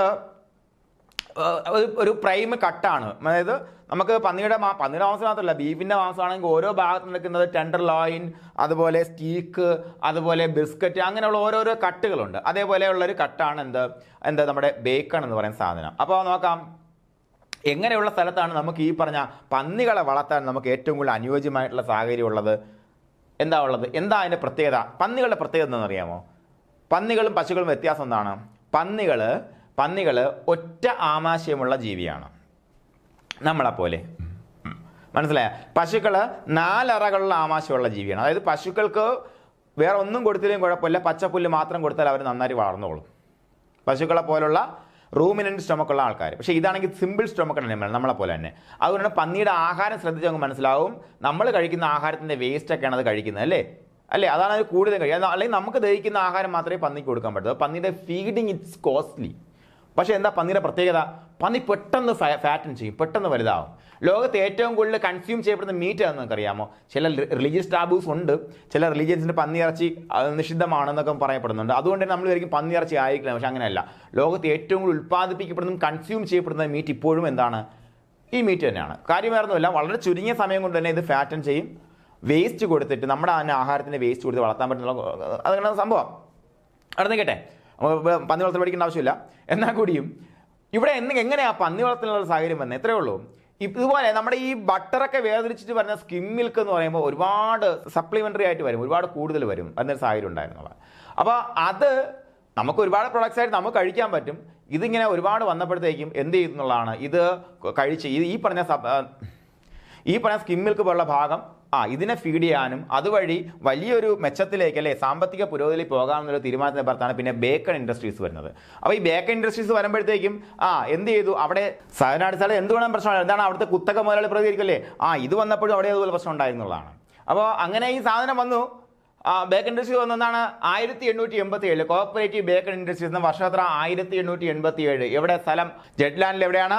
ഹോർസൻസിലാണ് ഇത് നിലനിൽക്കുന്നത് കേട്ടോ. ഇതൊന്ന് ഓർത്ത് വെക്കണം കേട്ടോ. എന്താണ് കോപ്പറേറ്റീവ് ബേക്കൺ ഇൻഡസ്ട്രീസ് വർഷം ചോദിച്ചിട്ടുണ്ട് കേട്ടോ മക്കളെ. 1887 വർഷം ചോദിച്ചിട്ടുണ്ട്. ഞാനിതെല്ലാം കൂടെ സ്വീഡനും കൂടെ പഠിപ്പിച്ചിട്ട് എല്ലാം കൂടെ കമ്പാരിറ്റീവ് സ്റ്റഡി ആയിട്ട് ഒരു പ്രാവശ്യം തരും. അത് നിങ്ങൾ ഒട്ടിച്ചാൽ മാത്രം മതി. വർഷം ഓർത്ത് നിങ്ങൾ പേടിക്കുകയേ വേണ്ട, ഞാൻ ഏറ്റ കാര്യങ്ങൾ. ഓക്കെ. അതുപോലെ liability of the members were limited. നോക്ക്, ശ്രദ്ധിക്കുക. ഇവിടെ liability of the members were limited അല്ലേ? ലിമിറ്റഡ്. അവിടെ നമ്മൾ ഡയറിയും പഠിപ്പിച്ചപ്പോഴത്തേക്ക് എന്താണ് അവിടെ അൺലിമിറ്റഡ് ലയബിലിറ്റി ആണെന്ന് പഠിച്ചു അല്ലേ? ഇവിടെ എന്താ ആൻഡേഴ്സൺ ബാങ്കിലും എന്താണ് ലിമിറ്റഡ് ലയബിലിറ്റി ആയിരുന്നു. ബേക്കൺ ഇൻഡസ്ട്രീസിലും ലിമിറ്റഡ് ലയബിലിറ്റി ആണ്. ഇനി എന്താ വരുന്നത്? Poultry development. നോക്കാം എന്താ വരുന്നത്? Cooperative egg export associations. സഹകരണ അടിസ്ഥാനത്തിൽ നമുക്കറിയാം എന്താണ് എപ്പോഴും മൃഗസംരക്ഷണ മേഖല എന്ന് പറയുമ്പോഴത്തേക്ക് എന്താണ് അഗ്രികൾച്ചറുമായിട്ട് ബന്ധപ്പെട്ട അലൈഡ് ആക്ടിവിറ്റിയാണ് അല്ലേ? അപ്പോൾ അതിനകത്ത് ഡയറി മാത്രം വന്നാൽ മതിയോ? പോരാ. ഡയറി മാത്രമല്ല, എന്തൊക്കെ വരുന്നുണ്ട് ഈ പറഞ്ഞ സാധനങ്ങൾ? എന്തൊക്കെ? പിഗ് വരുന്നുണ്ട്, പിഗറീസ് വരുന്നുണ്ട്, അതുപോലെ പൗൾട്രി ഡെവലപ്മെന്റ് വരുന്നുണ്ട് അല്ലേ? അപ്പൊ നോക്ക്, കോപ്പറേറ്റീവ് എഗ് എക്സ്പോർട്ട് അസോസിയേഷൻസ് 1895. മറന്നുപോകില്ല. നിങ്ങൾ ഈ വർഷം പഠിക്കണമല്ലോ, തല ഇങ്ങനെ എന്നെ കൊണ്ട് പറ്റത്തില്ലെന്ന് വിചാരിക്കരുത്. പേര് പഠിക്കണമല്ലോ, എന്നെ കൊണ്ട് പറ്റത്തില്ലെന്ന് വിചാരിക്കരുത്. വഴിയുണ്ട്, ഞാൻ പറഞ്ഞു തരും നിങ്ങൾക്ക്. അടുത്ത സ്വീഡൻ കഴിയുമ്പോൾ നിങ്ങൾക്ക് പറഞ്ഞു തരും എന്താണെന്ന്. അതുപോലെ DAG is the central marketing and selling society of eggs in Denmark. 1975. DAG ഓർത്ത് വെച്ചോണേ. Central marketing and selling society of eggs ഡെൻമാർക്കിലെ എന്താണ് എഗ്സിന്റെ മാർക്കറ്റിംഗ് ആൻഡ് സെല്ലിംഗ് നിയന്ത്രിച്ചിരുന്ന സെൻട്രൽ സൊസൈറ്റിക്ക് പറയുന്ന പേരാണ് DAG. നിങ്ങൾക്ക് ഇതിന്റെ ഒരെണ്ണത്തിന്റെ പോലും എക്സ്പാൻഷൻ കൃത്യമായിട്ട് കിട്ടത്തില്ല. കാരണം എന്താ? ഇതെല്ലാം ഡാനിഷ് ഭാഷയിലുള്ള സാധനത്തിന് ഷോർട്ട് ഫോം ആണ്. മനസ്സിലായോ? പറഞ്ഞ് ഡാനിഷ് ഭാഷയിൽ, ഡെൻമാർക്ക് ഭാഷയിലുള്ള സാധനത്തിന് ഷോർട്ട് ഫോം DAG. മനസ്സിലായോ? നോക്കാം എന്താണ് DAG എന്ന് പറയുമ്പോൾ എന്താണ്? Central marketing and selling society of eggs in Denmark. വർഷം കണ്ട മക്കളെ 1975. പഠിച്ചു പോകണം, ഉറച്ചു പറ, ഉറച്ച് 2 പ്രാവശ്യം പറ. ഡാഗ് ഡാഗ് ഡാഗ് വർഷം 1975 1975 ഡാഗ് 1975 1975 എന്ന് ഉറച്ചു പറയണം. ഓക്കെ ആണോ? ഇത് നോക്കാം. ഇനി അലൈഡ് സെക്ടർ നോക്കാം. അലൈഡ് സെക്ടർ എന്ന് പറഞ്ഞാൽ ബാക്കിയെല്ലാം ഞാൻ ഒന്ന് ഒരുമിച്ച് എടുത്ത് വെച്ചേക്കാം. പ്രധാനമായിട്ടും ചോദിച്ച പ്രീവിയസ് ക്വസ്റ്റൻ നോക്കാം. ഒന്ന് Alka is the cooperative insurance society in Denmark. വർഷം ഇതുവരെ ചോദിച്ചിട്ടില്ല, പക്ഷെ നിങ്ങൾ ഓർത്ത് വെച്ചോണം. 944 നമുക്ക് 947 നമുക്ക് സ്വാതന്ത്ര്യം കിട്ടി. നമുക്ക് സ്വാതന്ത്ര്യം കിട്ടുന്നതിനും 3 വർഷം മുന്നേ അവിടെ ഇൻഷുറൻസിനെ കുറിച്ച് ആൾക്കാർ ചിന്തിച്ചു തുടങ്ങി എന്നുള്ളതാണ്. നമ്മളൊക്കെ ഇപ്പോഴും എനിക്കൊരു ഇൻഷുറൻസ് ഇല്ലാത്ത ഒരാളാണ്. ഹെൽത്ത് ഇൻഷുറൻസും ഇല്ല, ലൈഫ് ഇൻഷുറൻസും ഇല്ല. പക്ഷേ ഹെൽത്ത് ഇൻഷുറൻസ് അത്യാവശ്യമല്ലേടാ? അത്യാവശ്യമല്ല. ഞാൻ പണ്ടൊന്നും എടുത്തിട്ടുണ്ട്, അത് മാർക്കറ്റിങ്ങിൻ്റെ ഭാഗമായിട്ട് നിർബന്ധിച്ചാലും എടുത്തതാണ്. എനിക്കില്ല, പക്ഷേ അത്യാവശ്യമാണ്. നിങ്ങളെല്ലാവരും എടുക്കണം. ഞാൻ എടുക്കണം എന്നല്ല പറയുന്നത്, എനിക്കില്ലാത്ത നിങ്ങൾ എടുക്കണം എന്ന് പറയാം, ഞാനും എടുക്കും. Okay. Alka is the cooperative insurance society in Denmark. Okay. 944 നമുക്ക് സ്വാതന്ത്ര്യം കിട്ടുന്നതിന് 3 വർഷം മുന്നേ അവിടുത്തെ ആൾക്കാർ ഇൻഷുറൻസ് എടുത്തു തുടങ്ങി. ഇനി മറക്കോ 944? മറക്കോടാ. അൽക്കയുടെ വർഷം ഇനി മറക്കൂലല്ലോ. മറക്കല്ല്. അൽക്ക എന്താണ്? നമുക്ക് സ്വാതന്ത്ര്യം കിട്ടുന്നതിന് 3 വർഷം മുന്നേ ഇവൻ ഇൻഷുറൻസിനെ കുറിച്ച് ചിന്തിക്കാൻ തുടങ്ങി. 940 നിങ്ങൾക്ക് അറിയാലോ. 944 നിങ്ങൾ മറക്കൂല. പരീക്ഷ ഹാളിൽ ചെന്നിരിക്കുമ്പോൾ ഈ സാധനം നിങ്ങളെ ചെവി ഇങ്ങനെ അടിച്ചടിച്ച് മുഴങ്ങും. നോക്കാം. ഇനി FDB നമ്മൾ മനസ്സിലാക്കാതെ പോകരുത്. FDB എന്താ? Danish wholesale society and union. Danish wholesale society and union FDB 1896. മറക്കല്ലേ മക്കളെ, വർഷം മറക്കല്ലേ. സ്ഥിരം ചോദിക്കുന്ന സാധനമാണ് FDBയുടെ വർഷം. FDB എന്ന വർഷം നോക്കാം. അപ്പോൾ നോക്കാം. Federation of primary consumer stores in Denmark. ഇതാണ് FDB എന്ന് പറയുന്നത്. ഇത് റെക്കോർഡിലെ പൈനൽ മോഡൽ പ്രതികരിക്കുന്നതിൽ 2013 ഇതിന്റെ പേര് കൂപ്പ് അംബ എന്ന് മാറ്റിയിട്ടുണ്ട് കേട്ടോ. എന്താണ് federation of primary consumer stores in Denmark. നമ്മൾ കൺസ്യൂമർ സ്റ്റോർ വന്നത് 66 നിന്ന് പഠിച്ചു. അത് കഴിഞ്ഞിട്ട് കൺസ്യൂമർ സൊസൈറ്റി ആദ്യത്തെ 86 നിന്ന് പഠിച്ചു. ഇനി അതിന്റെ ഫെഡറേഷൻ അല്ലേ, ഫെഡറേഷൻ അത് ഹോൾസെയിലായിട്ട് ഇതിന്റെ വാങ്ങലല്ലേ, അതായത് അതിന്റെ ഫെഡറേഷൻ ഉണ്ടെങ്കിൽ എന്താണ്, പ്രൈമറി കൺസ്യൂമർ സ്റ്റോറിന് ഇവിടെ ഫെഡറേഷൻ ഉണ്ടെന്നുണ്ടെങ്കിൽ ഒരുമിച്ച് ഈ ഫെഡറേഷൻ സാധനങ്ങൾ പർച്ചേസ് ചെയ്യാം അല്ലേ. അപ്പോൾ അങ്ങനെ വരുമ്പോഴത്തേക്കും വളരെ കുറഞ്ഞ വിലയിൽ ഇവർക്കത് പർച്ചേസ് ചെയ്യാനും കുറഞ്ഞ വിലയിൽ പ്രൈമറി സ്റ്റോറുകൾ കൊടുക്കാനും പറ്റും. അപ്പോൾ അങ്ങനെയുള്ള ഫെഡറേഷന് പറയുന്ന പേരാണ് FDB. 896 മറക്കല്ല്. ഇപ്പോൾ അതിൻ്റെ പേര് മാറ്റി മക്കളെ കൂപ്പമ്പ. 2013 ഇതുമായിട്ട് ബന്ധപ്പെട്ട ഏറ്റവും സുപ്രധാന അപ്ഡേഷനാണ്. 2013 കൂപ്പ് അംബ എന്നാക്കി മാറ്റി FDBയുടെ പേര്. വേണമെങ്കിൽ ചോദിക്കാൻ കൊള്ളാവുന്ന ചോദ്യമാണ്. ചോദിക്കാൻ കൊള്ളാവുന്ന ക്വസ്റ്റ്യൻ, ആർക്കും കിട്ടാൻ സാധ്യതയില്ലാത്ത ക്വസ്റ്റ്യനാണ്. ഓർത്ത് വയ്ക്കുക നിങ്ങൾ. നോക്കാം. FDB officially recognised as apex consumer society in 1973. ഒരു അപ്പെക്സ് കൺസ്യൂമർ സൊസൈറ്റി ആയിട്ട് ഒഫീഷ്യലി റെക്കഗ്നൈസ് ചെയ്യുന്നത് 1973 ഓക്കെ. FDB ആയിട്ട് ബന്ധപ്പെട്ട് സുപ്രധാനമായിട്ടുള്ള 3 വർഷം പഠിച്ചു വയ്ക്കണം. 1896 FDB നിലവിൽ വന്നു. Federation of primary consumer stores in Denmark. എന്താണ് ഫെഡറേഷൻ നിങ്ങൾക്കറിയാം, അവരുടെ പ്രവൃത്തി എന്താണെന്ന് നിങ്ങൾക്കറിയാം അല്ലേ. ഒരുമിച്ചുള്ള പർച്ചേസ് ചെയ്യുമ്പോഴത്തേക്ക് ഒരുപാട് ലാഭം ഉണ്ടാകും. ഫെഡറേഷൻ വേണം. അതുപോലെ ഇത് റൊക്കഡെ പൈന മോഡലാണെന്ന് തുടക്കത്തിലേ പറഞ്ഞു. അവിടുത്തെ കൺസ്യൂമർ സ്റ്റോർ എന്താ റൊക്കഡെ പൈന മോഡലാണ് പ്രവർത്തിക്കുന്നത് അല്ലേ. റൊക്കഡെ മോഡലാണ്, സംശയമില്ല കാര്യത്തിൽ. 2013 കൂപ്പ് അംബ കോഓപ്പറേറ്റീവ് ആണ്. കൂപ്പ് അംബ എന്നതിൻ്റെ പേര് മാറ്റി അല്ലേ. അതുപോലെ എന്താണ് FDB 973 അപ്പോഴാണ് ശരിക്കും ഇതിനെ ഒഫീഷ്യലി റെക്കഗ്നൈസ് ചെയ്യുന്നത്. എന്താണ്? അപ്പൈസ് കൺസ്യൂമർ ഓർഗനൈസേഷൻ റെക്കഗ്നൈസ് ചെയ്യുന്നത് 973 കേട്ടോ മക്കളെ. മറന്നുപോലെ വർഷങ്ങളോർത്ത് നിങ്ങൾ നെറ്റ് ചുളിക്കേണ്ട. നിങ്ങളെ ഞാൻ പഠിപ്പിച്ചിരിക്കും. അതിൻ്റെ മാർക്ക് മേടിച്ച് തരുകയും ചെയ്യും കേട്ടോ. ഓക്കെ. ആ കാര്യം നിങ്ങൾ ആരും പേടിക്കേണ്ട ആവശ്യമില്ല. ഓക്കെയാണ് പറഞ്ഞത്? ഓക്കെ അല്ലടാ? ഓക്കെ. ഇനി സക്സസ് ബിഹൈൻഡ് കോർപ്പറേഷൻ ഡെൻമാർക്കിലെ സഹകരണത്തിന്റെ വിജയത്തിന്റെ പിന്നിൽ എന്തൊക്കെയാണെന്ന് വേണമെങ്കിൽ ചോദിക്കാം. കാരണം പുസ്തകങ്ങൾ എടുത്ത് പറയുന്നുണ്ട്. ഒന്നെന്താ? Good education. ഇത് നിങ്ങൾക്ക് കാണാതെ പറയാൻ പറ്റും അല്ലേ. Good education. ഒരു കാര്യം ഞാൻ പറയാൻ വിട്ടുപോയി. എന്താണ്? Uniform land holding is very very important. എന്താണ്? എല്ലാവർക്കും തുല്യമായിട്ട് വസ്തുവകകൾ വിധിച്ചു കൊടുക്കുന്നു. ഒരുത്തൻ വസ്തു ഇല്ലാത്തവനും 10 ഏക്കർ ഉള്ളവനും അവിടെ ഇല്ല അല്ലേ. അങ്ങനെ ഇല്ല. അങ്ങനെ ഉള്ളപ്പോഴല്ലേടാ അവിടെ അസമത്വം ഉണ്ടാകുന്നത്. അപ്പൊ എന്താടാ? യൂണിഫോം ലാൻഡ് ഹോൾഡിംഗ് അല്ലേ. Uniform land holding. ഇവിടെ നമുക്ക് എനിക്ക് 2 സെന്റ് അല്ലേ, എനിക്ക് സെന്റില്ല, ഞാൻ അനാഥനാണ്. ഇവിടെ ഒരു 10 അല്ലെ 10 ഏക്കറോ 100 ഏക്കറോ വെച്ച് കൈവച്ചേക്കുന്ന ആൾക്കാർ ഇവിടെ ഉണ്ട് അല്ലേ. ഇല്ലടാ പറഞ്ഞേ. പ്രശ്നം അതല്ലേ. അതൊരു വലിയ പ്രശ്നമാണ് മക്കളെ. നാട്ടുകാരുടെ മനസമാധാനത്തിനും ജീവിത പുരോഗതിക്കൊക്കെ വികാതെ നിൽക്കുന്ന വലിയൊരു പ്രശ്നം തന്നെയാണത്.